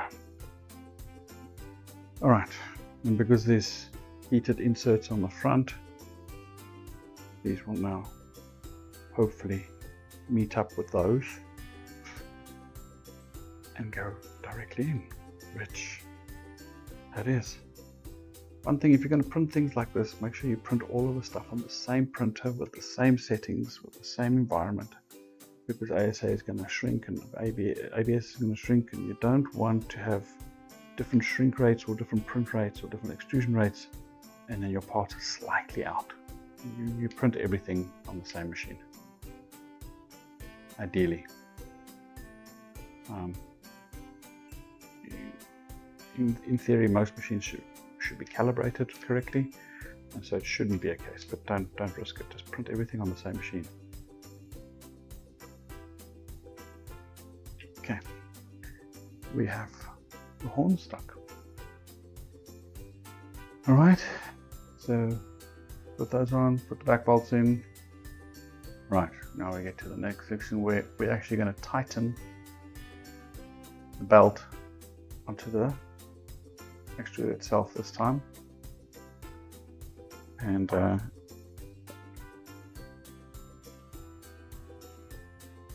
then the belt will be tight from the one side. Now we're getting to the part where you've got to take note of what you're doing, because you don't want to have the belt too short at the last minute.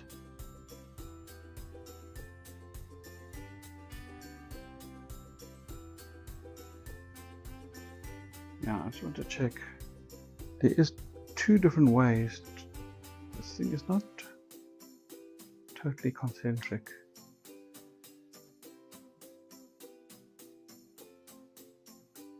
That piece is showing towards the back,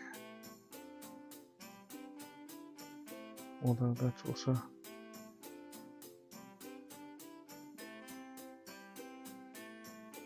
they don't actually mention do they? They don't actually say which way the printed part's going to go in, but they are slightly different.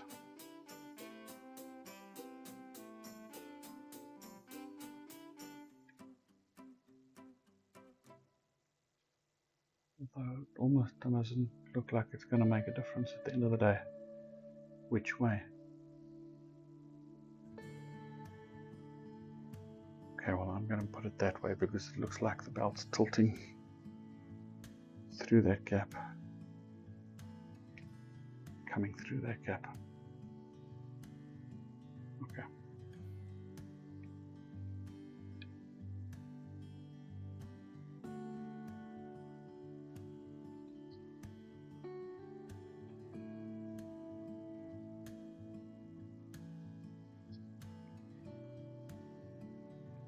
Remember, the belts are going to be, we're trying to get them as equal as possible, but at the end of the day, we're still going to tension belts at the back, so we still got a little bit of play, but that's why you want to get it as close as possible to each other.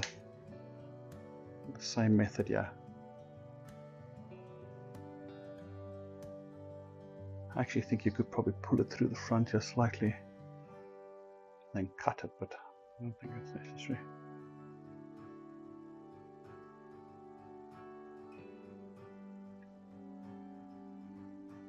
So it's now squeezing the belt between the teeth that are there. And with the teeth face in or face out, both sides have got teeth grips on it. I'll show you now again when I take the other piece. Right, you can see that belt there. If you have a look at that, see if I can bring it close. Can you? Yeah, you can see it there. That's got little teeth on it as well. Same on the side of the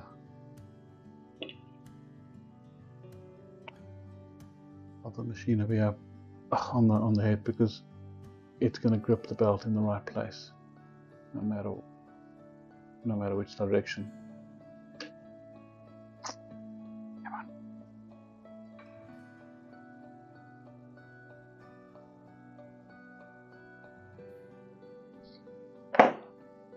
Now I'm going to have to work over my head a little bit.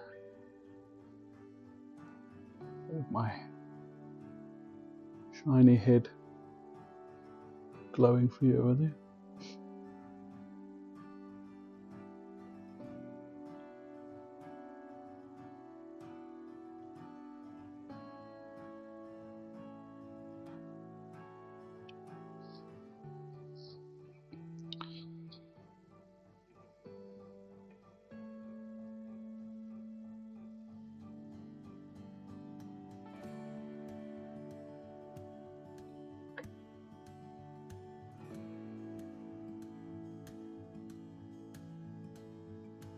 So why aren't we going in?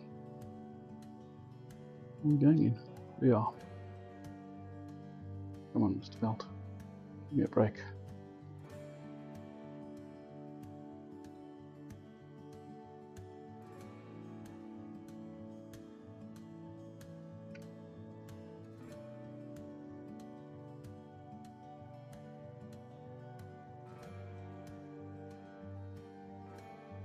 Okay. It is on. Awesome. All right. So we've made sure that that belt's in there. We've now tightened that, and we've done the same on the opposite side.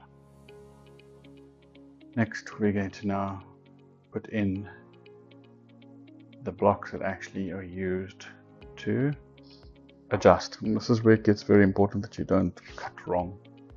So that block is going to slide in and out, and that's pretty much all the leverage you'll have to be able to tension your belt. So rather too long than too short, but you can always take it out and cut off another piece and then tie it in again. But yeah, go slowly. So what they recommend is that you actually pull the belt around, and at that point where the belt touches that, once it's taut all the way around. Then count 12 teeth, or 24 millimeters. 12 teeth easier, right? And then cut it off there. Let's get the scissors ready. Moment of truth to cut belts. First of all, we're going to make sure that we've got the belts tied all the way around. Okay. That they're all on the pulleys now, because now it matters. Okay, for now I'm going to let that one crash up against that side and crash up against that side, because that way I can keep tension on this belt. This is the top belt, so just going through the motor. Remember, just go slowly when going through the motor. You don't need to pull too fast. Okay.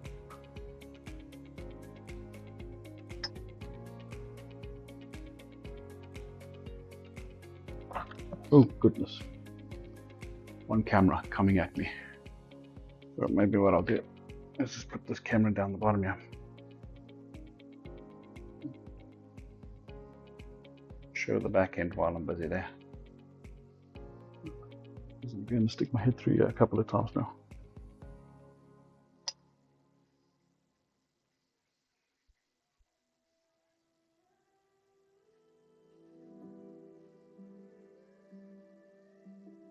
Okay, I think I've got that belt sitting nicely. I'm just going to run it backwards and forwards just to make sure. Sitting on the pulleys nicely. Just double check again. On that pulley there. Going through there. Right. Grip it on that side.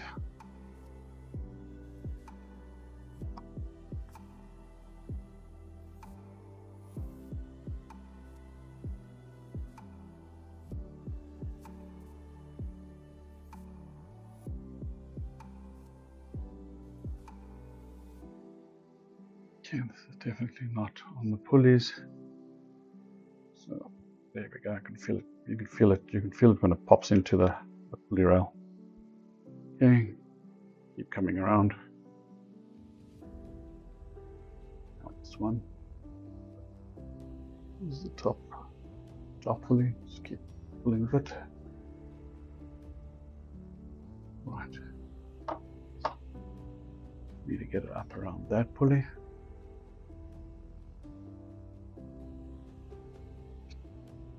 Right. Just trying to keep tension on it while I'm going around. And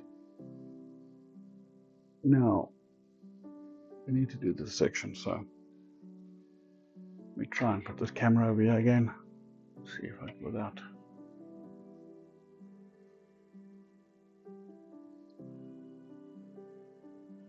Drawing myself. Okay, so remember what they said. What we want to try and do is measure the belt up until this corner piece over here. So I'm going to just hold it against the rail here for a second.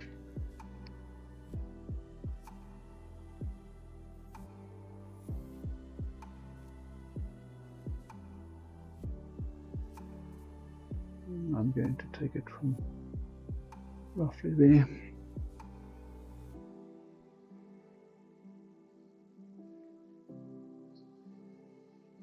And I'm going to go 1, 2, 3, 4, 5, 6, 7, 8, 9, 10, 11, 12. Okay. I'm going to cut it even one further than 12. Just, I'll rather come back at a later stage.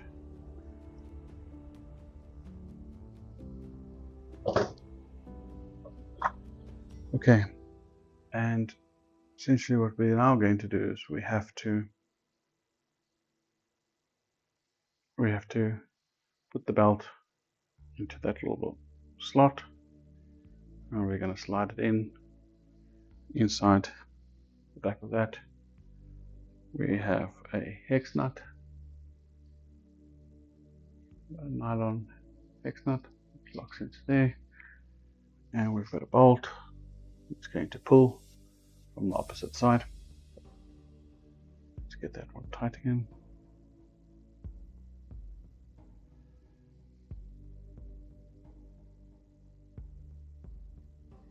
And I think there's two different.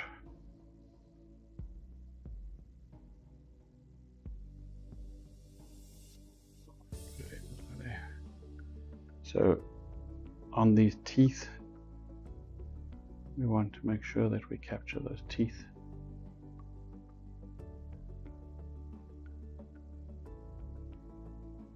On the teeth side of the teeth of the block.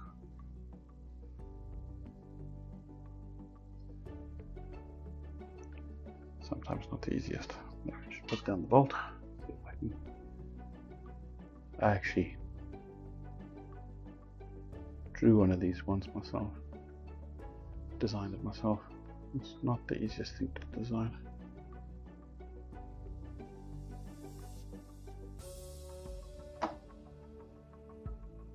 Okay. So, looking at that block, I'm not going to cut it off. I'm just going to cut under the last bulge at a slight angle on the last tooth, so the last tooth can get into the last hole. Like that. So I haven't actually cut the tooth off.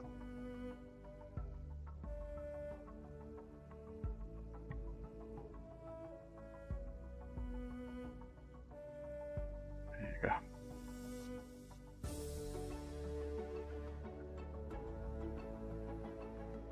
And that's what it's going to look like when it's in. Right. That ain't coming out. Okay. Now we're going to slide it into this block. Okay, and we're going to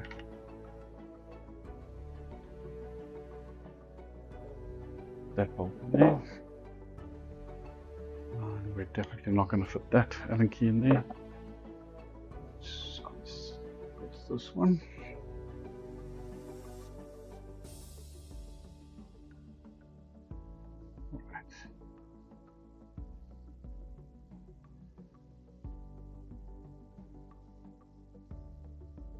I think that belt's not in the right place.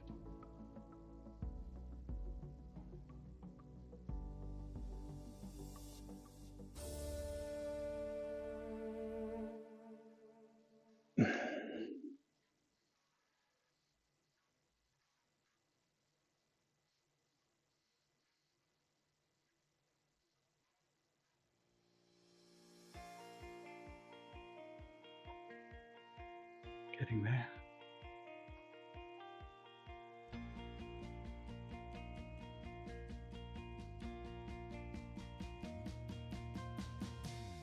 Okay. For now, that's fine.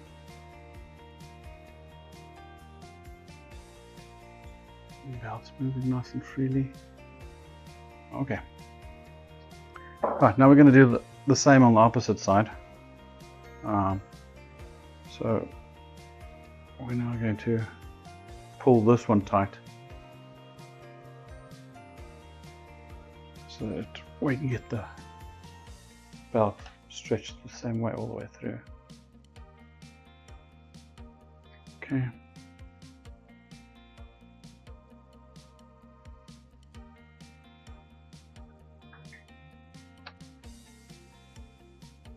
Okay.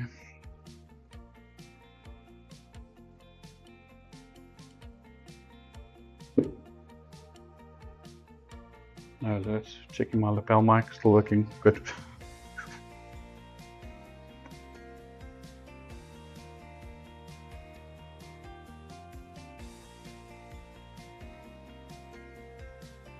Okay.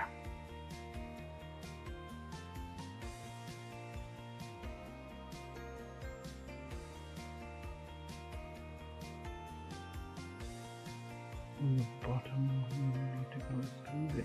Thank you. And now I actually think, now they say move it up to there, but if these belts were perfectly equal, then I want to say that you should just cut them the same length, because then they're still perfectly equal. Because they're the same that length, right? So those two ends match nicely together.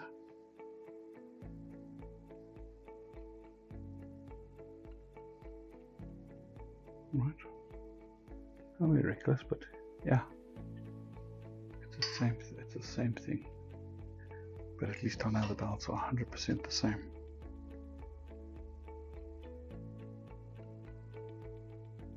So.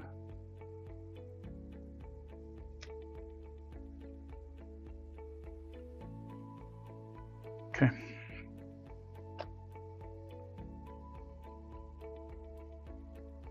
Again, you're going to tension these belts, and you're going to do it with a guitar tuner, I think.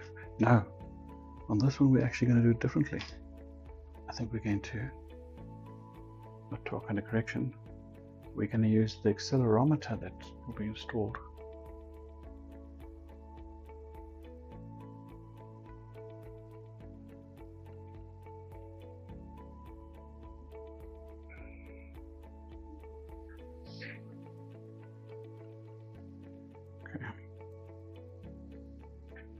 We're going to install the accelerometer, and then we're going to run a resonance test.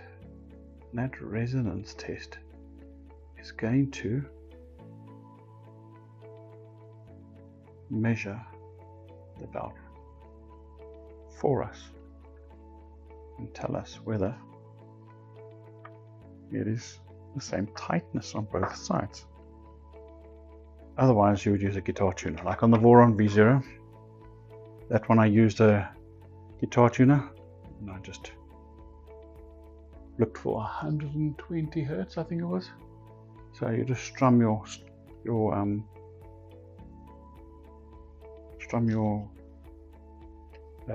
belts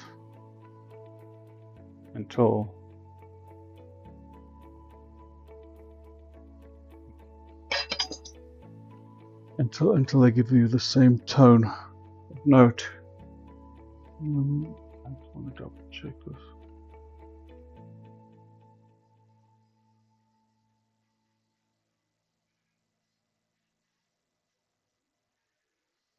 It's this one.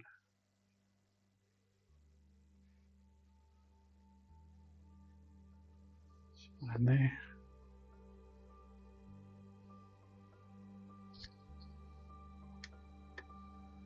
Okay, so there we have it.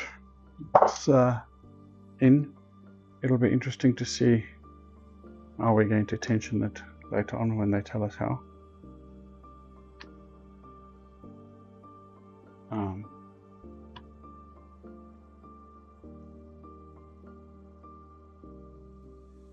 You can almost hear with the ear the difference.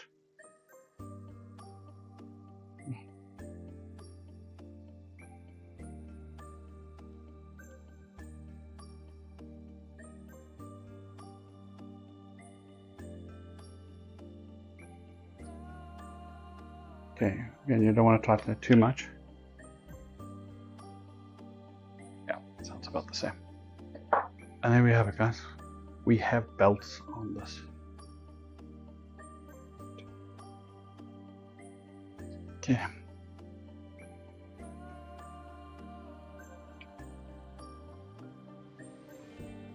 Are we still equal? One of them is feeling a bit too tight, maybe. Okay, let's go to the documentation, because I think they actually talk a little bit about the inside the documentation, a little bit more about that. So we put that in, we tighten that, pull the bolts, Right. Do not tighten at this point. The belts will be tensioned correctly. Later guide. Right. Same for the opposite end. Okay. Put the bolt in. Right. Now we get to the next step where over here, check that the excess gantry is square by moving it to the front of the machine. If skewed, it can be squared by adjusting the tension on one belt at a time. Right. Do not over tension the belts, as this can cause damage. Okay. So yes, I'm just going to move this thing to the front here. Okay. We definitely have more tension on the one than on the other. I'm not sure which way, but I'm sure.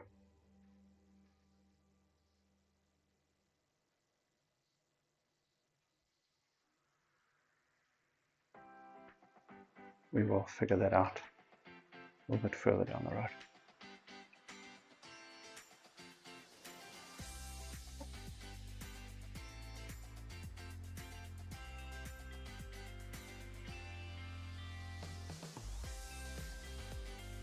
Okay.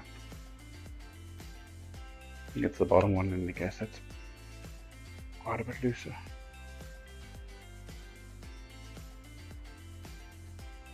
Yeah, it seems that's better. Right.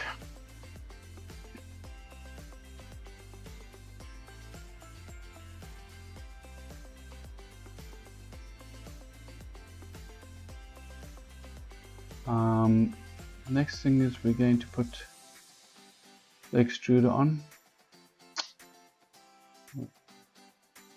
Extruder motor.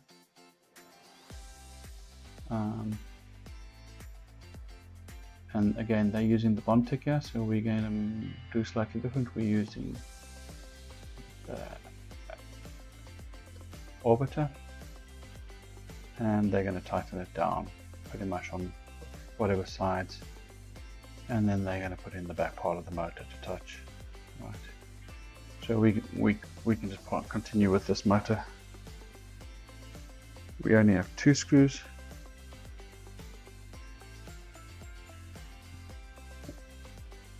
Okay. Oh, so before I get to that piece, the question really was, how do I know how much I need on this thing? So maybe I can go to just an overhead camera here. Okay. How do I know how long that had to be? So that piece is going to go over there, right? So I've got to take that piece into account. I've got to take that into account, that plastic. Okay. Then I've got to measure how much goes into there. So the easiest was just to push another pipe into there, right? Mark it, pull it out, and take that exact measurement and put it over there and cut it off. And that should be it. And just try and get it. You try and get it as close. If it's slightly longer, it might not make a difference because it's going to have a bit of squeeze when you close, but it mustn't have lots. Otherwise, it'll squeeze the filament. It'll restrict the filament path. So you got to get it as close as you can. Yeah. So let's put this motor on top. So we're going to put this part on, which they put on because their motor tightened from the bottom. We're now going to have to put this on top first, and then we'll put our motor on top of that. And it's going to tighten down with 1, 2, 3, 4, 5, 6, 5 screws. 5, 6, 7 screws, sorry. So we need to tighten that down. So let's get going.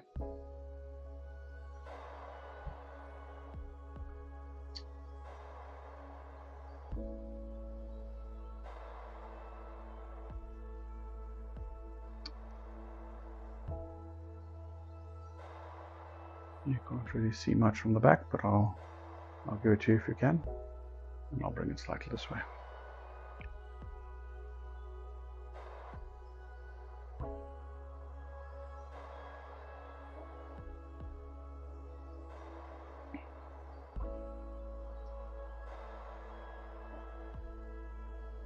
Really? 8 o'clock, 1 hour left. We actually might get this thing done. That'll be good.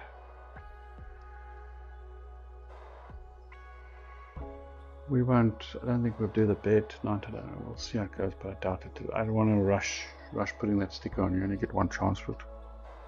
And then you have to go and buy a new one. I don't think I've got the patience to wait another X amount of weeks for another one to arrive. And also don't want to waste the money. Printer's been reasonably priced already, as I can put it that way. Alright, yes, all those are in. So I can now do some opposite lightning, cross screwing.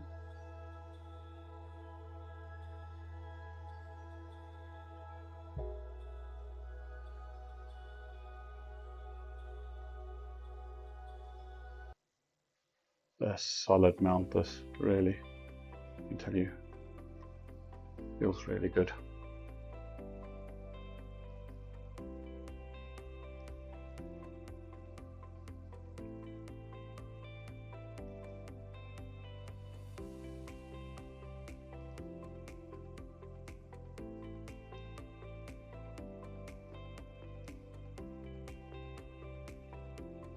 Okay, that's on.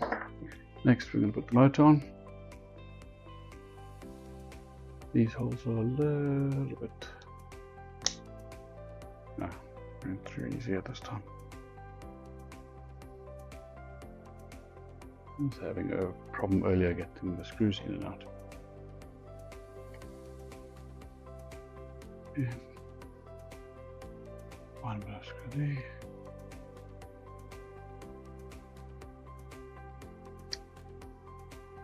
There.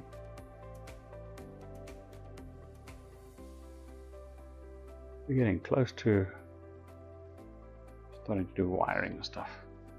We've still got a couple of steps to go, but we'll try and finish most of the outside first and then only focus on wiring.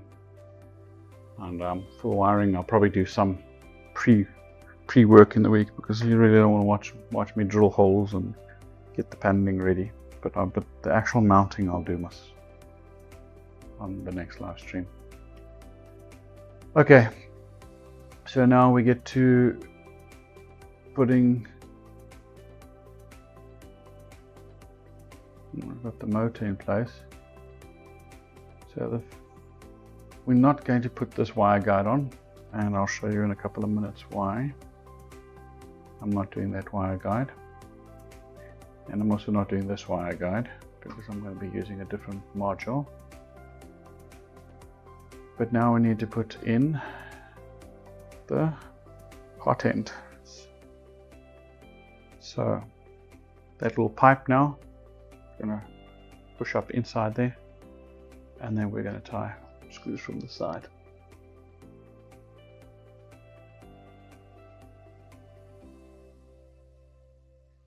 Okay. Oh, so nice when it comes together.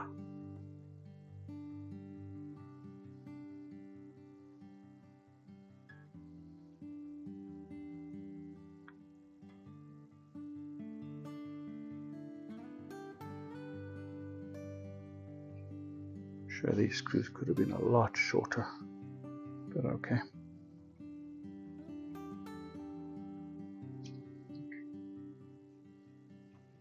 Lapel mic still works. Every time my phone goes off, I'm like, hey, lapel mic, what are you doing this time?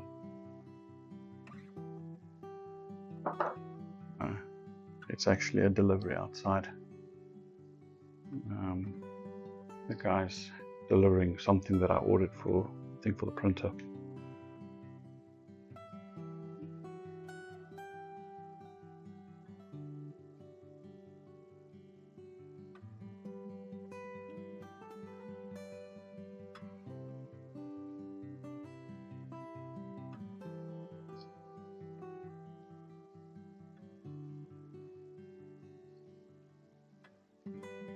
this one's got probably a bit of plastic in it that needs to push through. There you go. Sometimes when you push the threads in, you get a little, just a tiny piece of plastic that gets stuck inside. And then you got to wait to get it, push it through, or take the screw in and out, in and out, in and out, until you get it freed.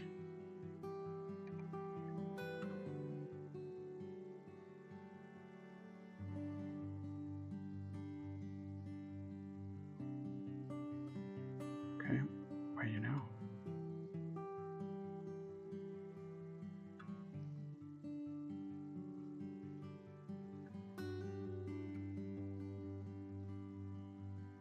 That one's not working with me. Let's see if we can convince this one. This one's convinced. Needs to go in. Okay. Right. Hello, Mr. Cat. You come and seek attention,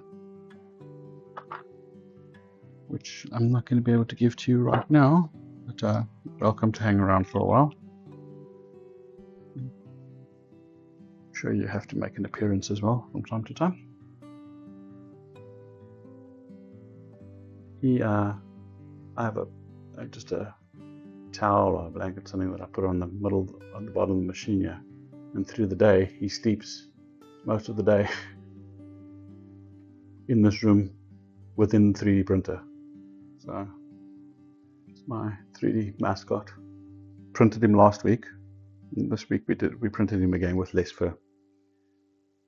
So I had a bit of a shave.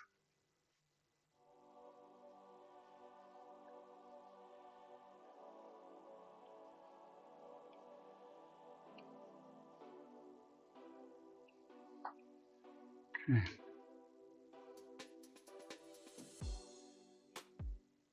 Lots of nuts, lots of screws. It's amazing how much goes into a printer like this. You know, people that just buy a printer off the shelf and use it, great. But I think you appreciate sometimes more. Well, not everybody's interested in that, but it's really nice to know how much effort actually goes into putting a printer together like this. Okay. We screwed that in, we made those tight. Let's put their diagram, and you can't see what I can see. And alright, so on the front here you can put in a accelerometer, right? That's what the two screws are for in front, these ones over here. And I'm not going to use the accelerometer over here because I'm going to use what they call a Big Tree Tech EBB 42 or 36. Basically, it's a breakout board, right? Which means all the wires get connected to this little board, okay? And then one or two wires go to the back to the actual main controller, right? Means I don't have to run 20 cables to the back of this machine. I just run that because I'm going to have multiple printer heads at a stage. I want to go with this route already because I'm going to go with multicolor at some stage. Right, so we might as well get that in place now. And inside that breakout board, look, it's a full processor on its own. It's got a driver.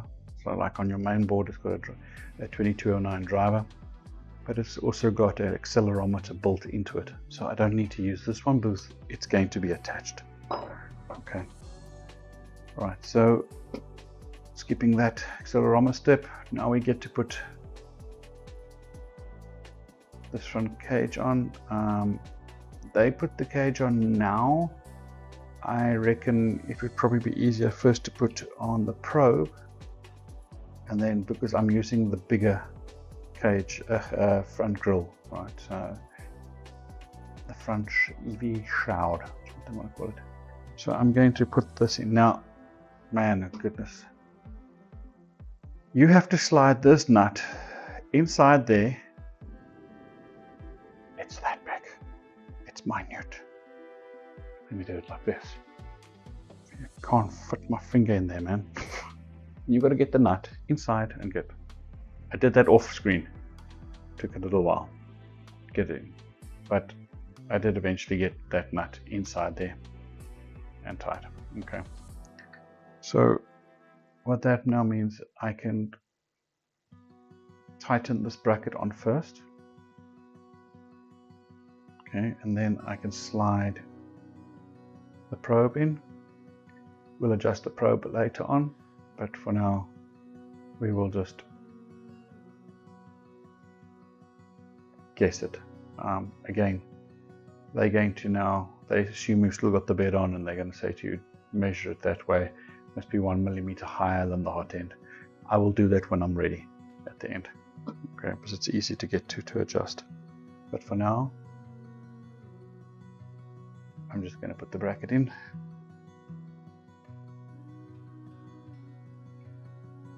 There, and somehow I didn't put out enough screws. Double check they did. Still in 3/8.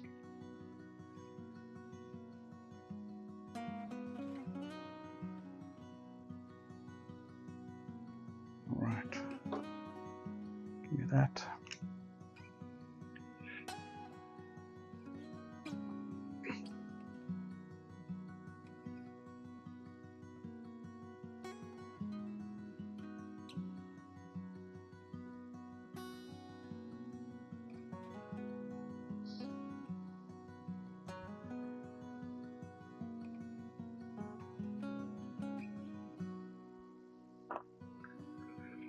Please don't jump onto that. You can see him, he's aiming for that nice big bed that's balancing precariously on the table there. Hopefully he's just going to stay, I don't know, you can't see him. Hopefully he's just going to stay on the little carpet that little podium carpet I have there for him.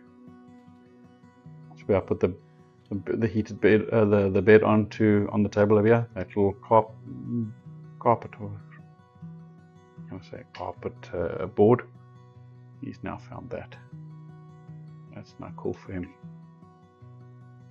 Okay, so that's on, and the probe at this point will just slide through here.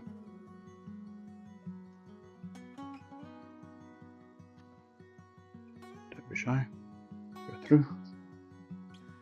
Why don't you want to go through? Come on.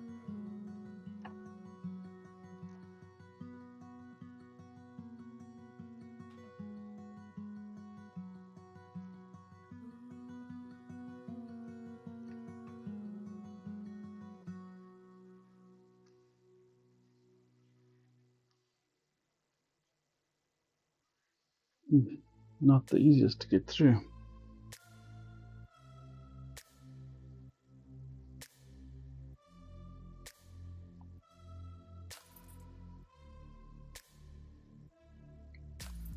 See if we twist it like a bolt.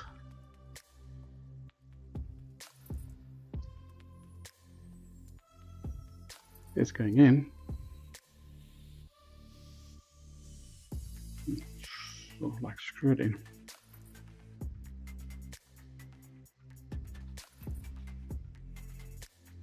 Yeah.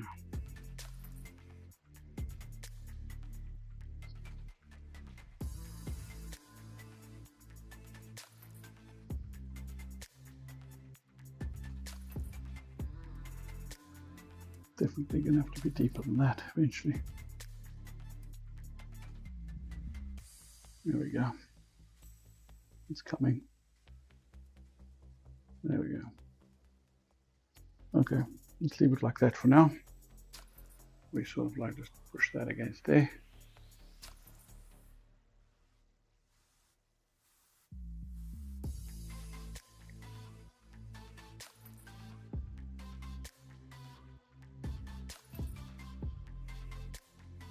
There we go. In. And then once that's in, we're going to come back to putting on our front shroud with the fan. Remember to put the fan the right way. So label part, this point to the machine, to the head, to the hot end, right, to the heat break, hot end, heat break. Getting all confused my terminologies here.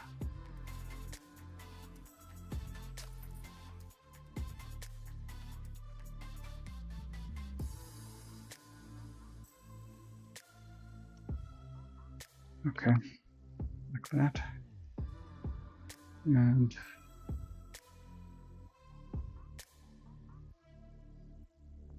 we'll sort out the wiring in the guide. There's a place to cable tie wires over there. We'll do that later.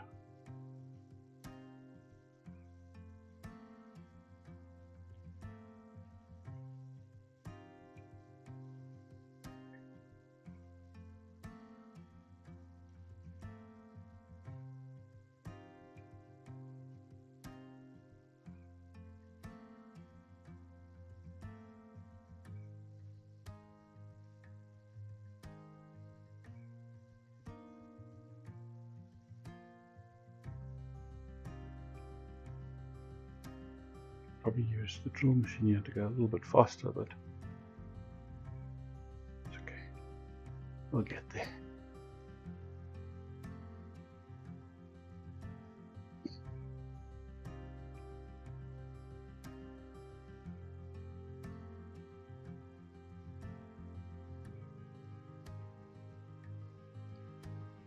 Don't know if it's going to make it.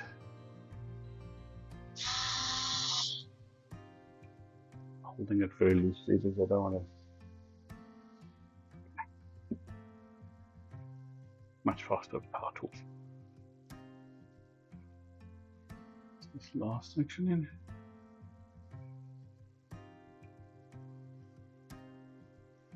There we go.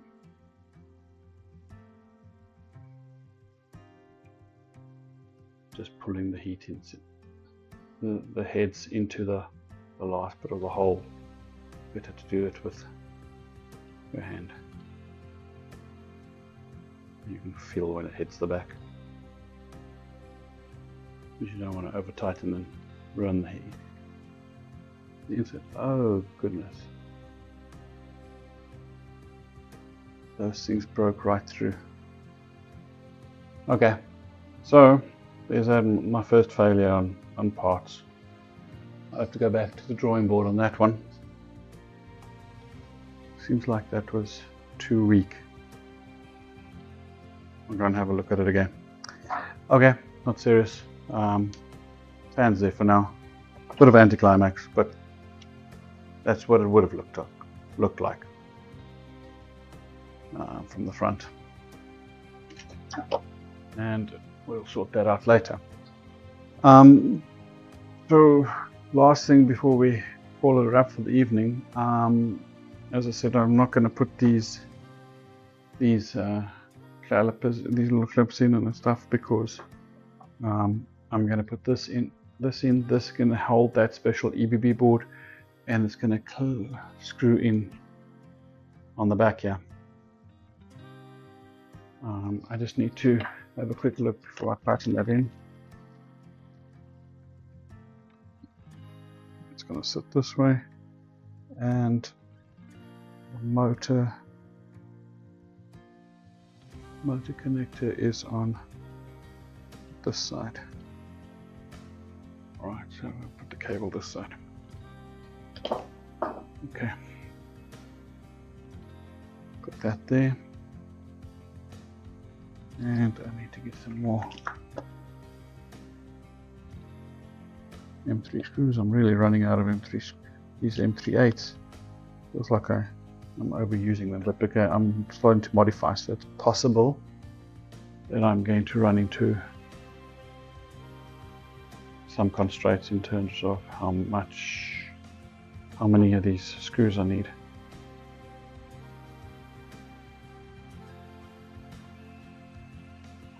Okay.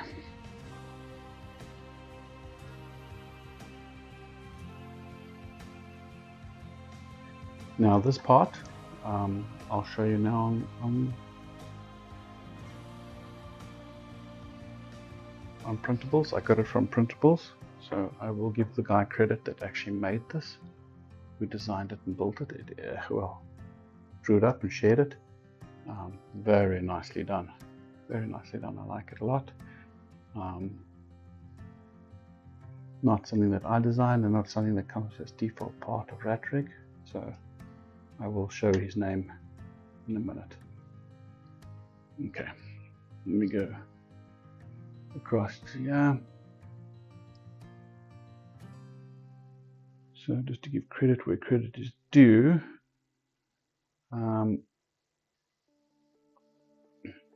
this is the part that I printed.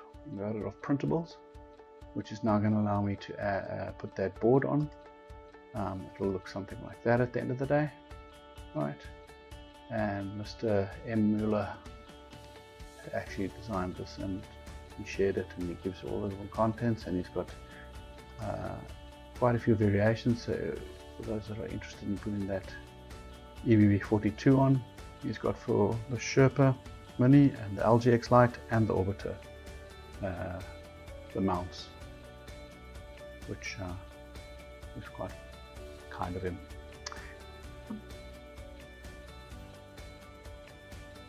Okay, last but not least is actually where the fans need to go.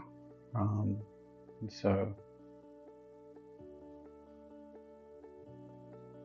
post that area, I've got to put fan. Okay, I'm not going to be putting on the end stop switch. As I said, I'm doing sensorless homing, and I'm going to now put on this. And they put on the fan with the 40-20 extrusion. I'm going to be putting it on with a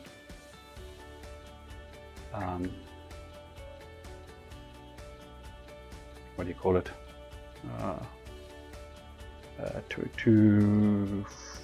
Two blower fans, 1550s, I think is what they are, 5015s, yeah, 5015s. I've just remembered something that I need to do for that. I want to put a little support arm between this plate and the motor. So I will do that first before attaching this. So let me just quickly see if I've got little brass arms for that. So,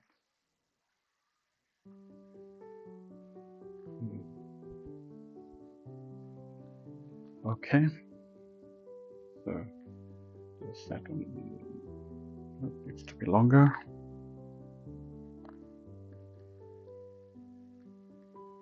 These are normally standard sizes. I don't think I've got longer than this one, and that's the perfect one. So we need to put one of these in. It just extends and sits between the motor and this bracket, just to give it extra support. So just going to quickly remove it again, but I didn't notice that until right now. But it's important to put that in, otherwise this piece hangs precarely on one support.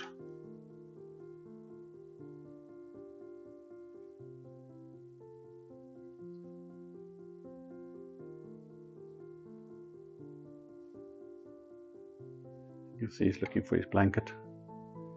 He's used to having his blanket in the place. I think I'm going to try and move this camera so that I can just show you what I was talking about.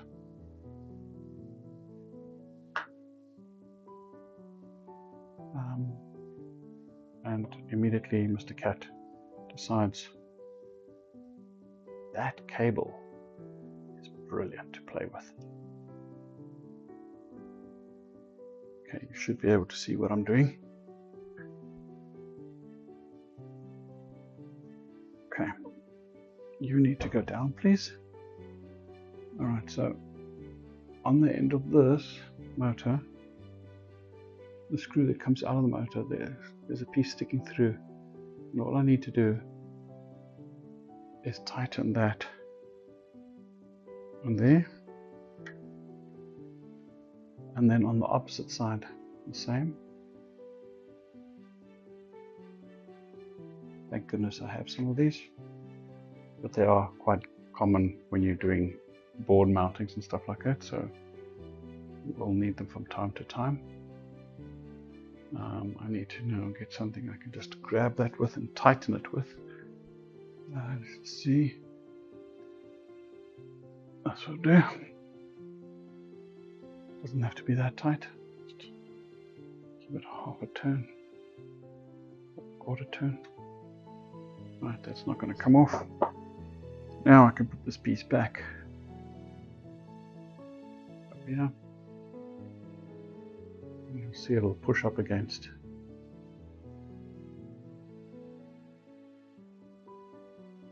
Those copper pieces that I've just put in. It's a pity I've got copper. I would have liked. Maybe I should spray them black. See if I can find black ones. Really.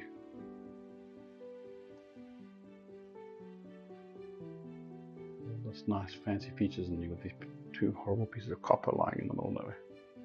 It's not nice.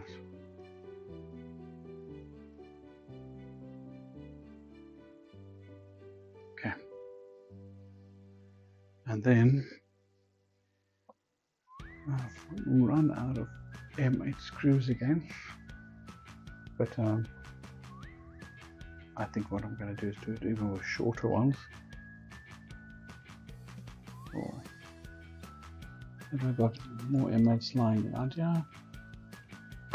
No, but I do have M8s in the drawers, which should be this little holder. No, it's not that one. One down. See, before I did this build, I sorted out everything and I put everything in little holders and everywhere.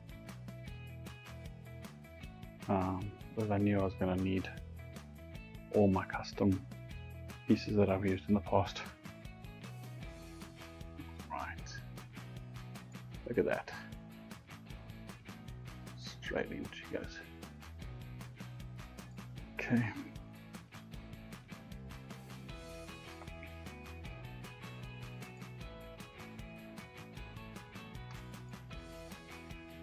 Right, that's secured that a little bit better.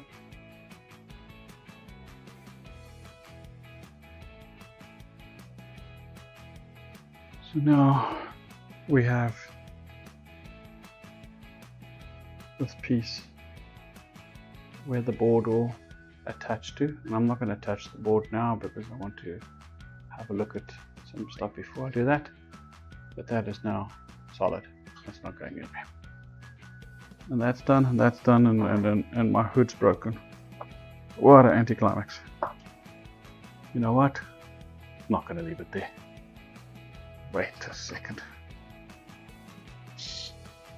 I'm going to take it out quickly.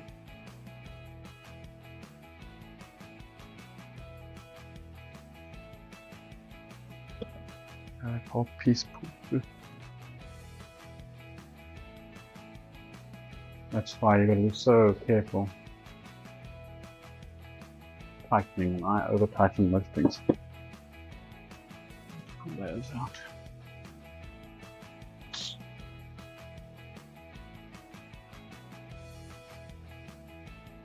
Okay, maybe I can break the next one as well.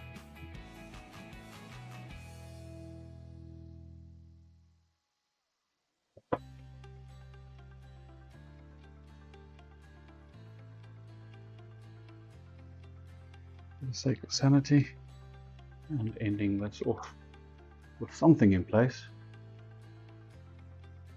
I'll put this one on. How about that? Not totally what I had in mind, but it will do the job. Yes, I know. Don't break it now again with this motor. I agree. It's going to win a bit of ground with the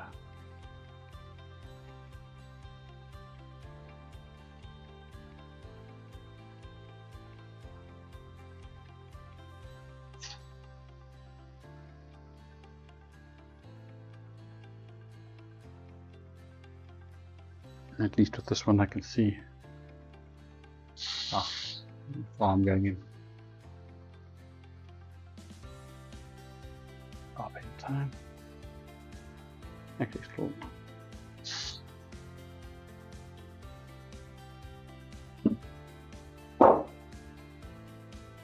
And no, maybe I should leave this one. I don't know. Not quite sure. I'll have a look at both later.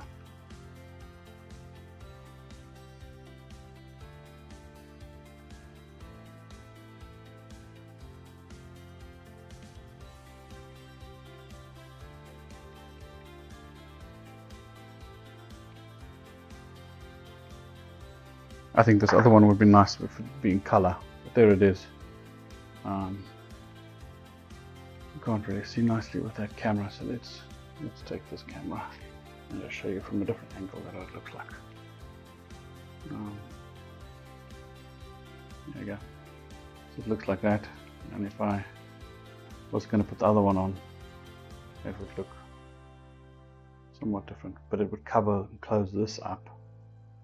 And that's what I liked about this other cover more, that it actually closed that up a little bit. So yeah, it looks okay, but I'll make a decision later.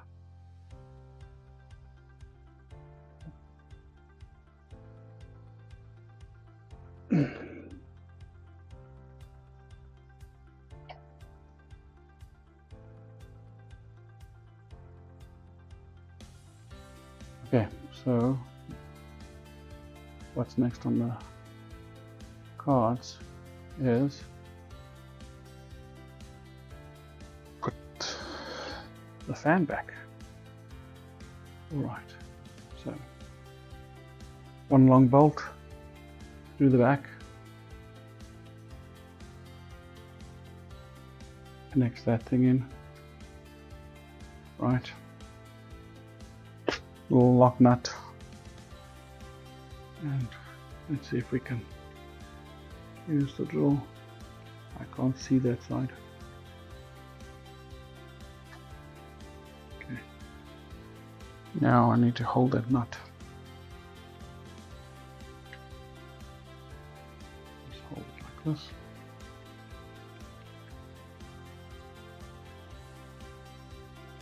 Okay. Right.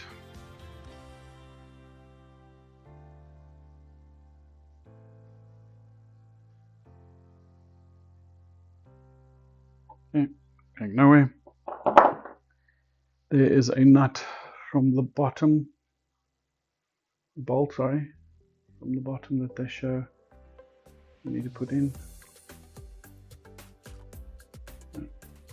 Where do they show it? Oh, there. There's this one bolt from the bottom. Okay, and then that's that. Now the fan, the 50/50 fans, I haven't decided which ones I'm going to go with yet. I've got a couple different fans from different brands, different makes. Sunons are supposed to be the way I'm supposed to be going, but you know, but I think the ones that I've got on probably genuine, and I don't know if I trust them that much. They're not bad. They just take longer to start up. They're not very good at low speeds, and if you want to print stuff at low speeds, low fan speed, it doesn't always work well. Maybe I'll just try them on this one. So these are going to stand like this. Okay. Goes like that. And we're going to use one of these long bolts because that's not on this documentation, so I can't show it to you there. And I need an M3 lock nut, which I've now used all my M3 lock nuts, so I will have to find an M3 lock nut, but I'll just do that later. So I'm going to push that.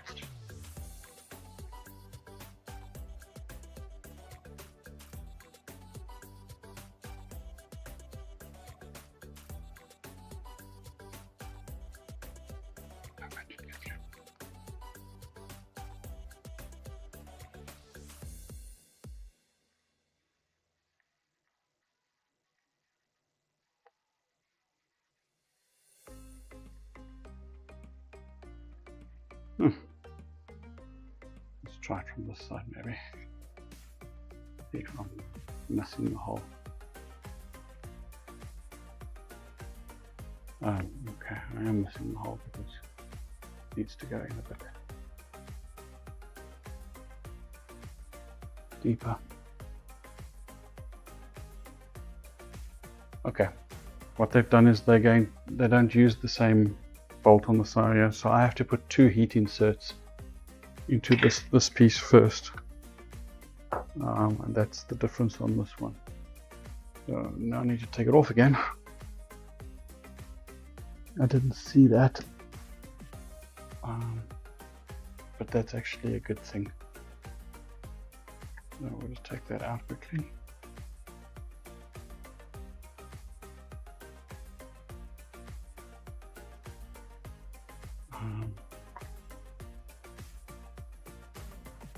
Loosen this one as well. There's one video on the internet, I can't remember what the guy's name is. He spent, I don't know how many hours and hours. His setup would just not gel. He couldn't get the pieces to go together. It's because he printed it on an industrial machine and he forgot to take into consideration that the industrial machine has a different shrinkage rate. And so his parts weren't all the same size. And yeah, he battled for hours and hours and hours and hours. He eventually gave up on stream, went offline,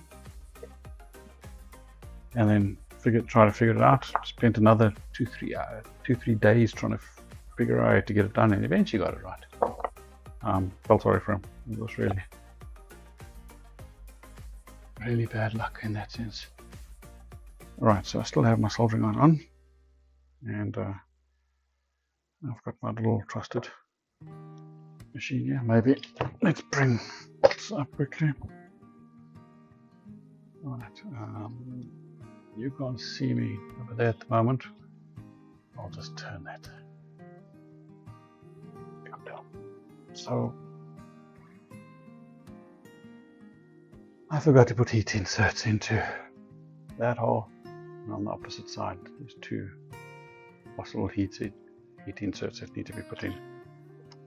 So let's just quickly clamp that closed.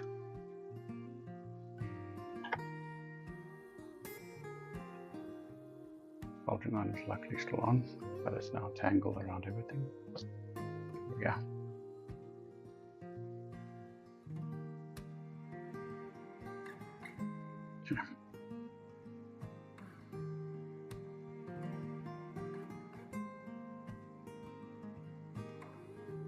That's probably the joy of trying to use custom stuff. You won't always get it right, so you might take things on and off just to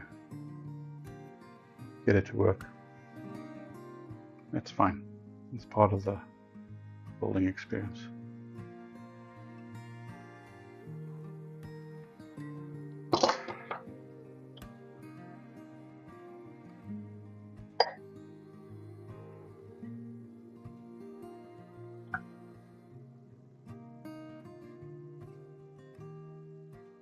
And don't throw heat inserts away. Most times you can take your old heat insert and reuse it. You just melt them and take them out with the same soldering iron. I've done that lots. Just the amount of times I build something and then I have to take it out and go to version 2, version 3, version 4 of the design. I would throw away heat inserts. It goes crazy. I don't. I just remove them again. Great. Done. Heat inserts done. Okay.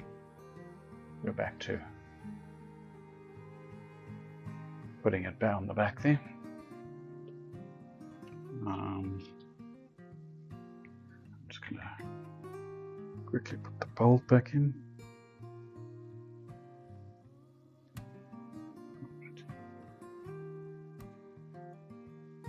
No, do it from this side. Make my life a little bit easier.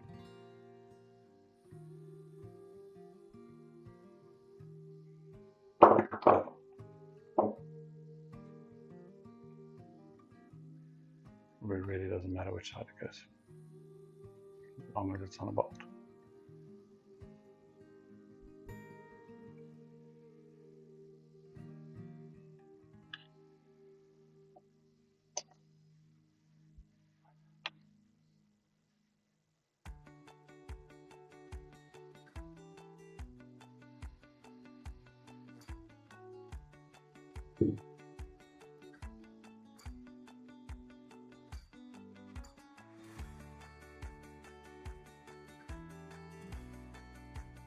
Okay. One at the bottom here.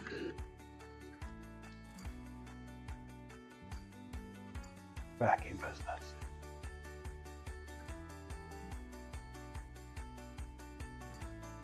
You can see I'm holding that thing very loosely. Then when it hits, it actually hits the back. It spins in my hands.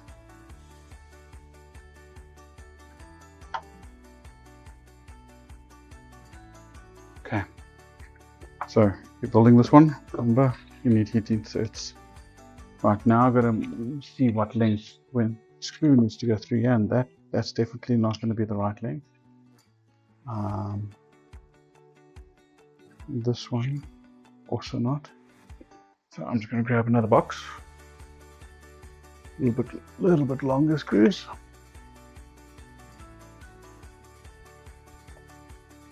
They're all here. I think this is probably the length I'm going to use.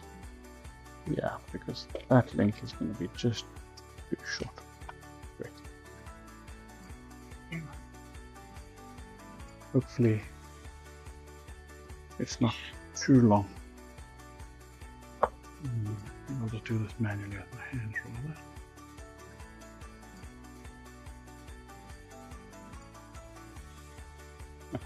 Makes a great difference if you just put a heat insert in.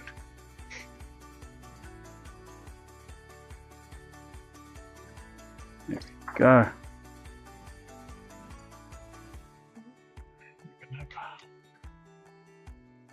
That back there, you can see the last bit. I'm ghostly balancing this thing every now and again on the poles, but I must say, this little tripod has done its trick. That way. Okay. So you can see this fan's hanging out the back. Just needed to put heat insert inside that. So the fan in.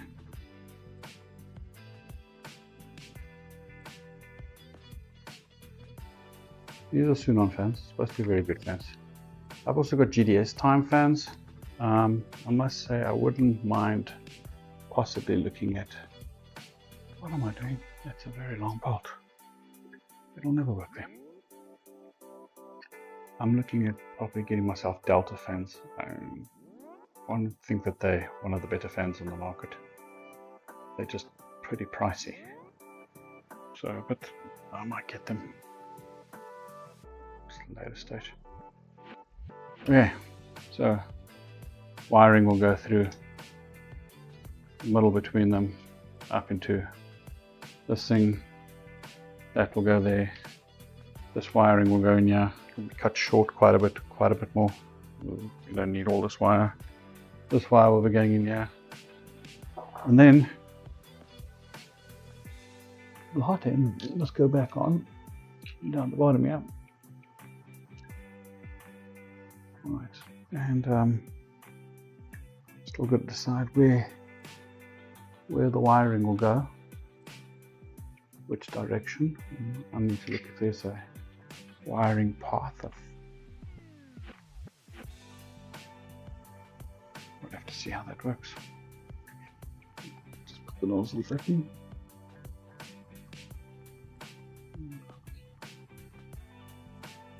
Feels like it's going to go up this side in any case. Looks like it's going to go up here. So now, one thing it can't do is it can't touch the belts. And these wires on the Revo look very, very short, so I might need to extend them. Anyways, it's in.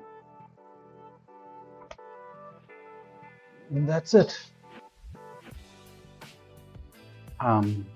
Yeah, we've pretty much put all the belts together tonight. Belts are tied, hot ends in, whole hot end construction is in place. I just need to add the board at the back, and then we start doing some of that wiring. And I don't think there's anything else on this one. Yeah, it's finished. So they're now going to talk about gantry alignment and things like that in the next week. So we'll do that. I might do a midweek stream. We'll see. We'll see how it goes. If I do, I'll just post it nice and early that people can see. But otherwise,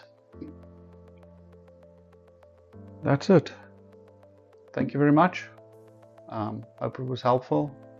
Again, like and subscribe, and share it with your friends. The more people I have, the more I can do this maybe, and hope to do some more. I say more builds later on, but we'll get to the first one, and we'll do some software soon, firmware soon. We'll see some electricity go into this box. Have a good evening. Cheers.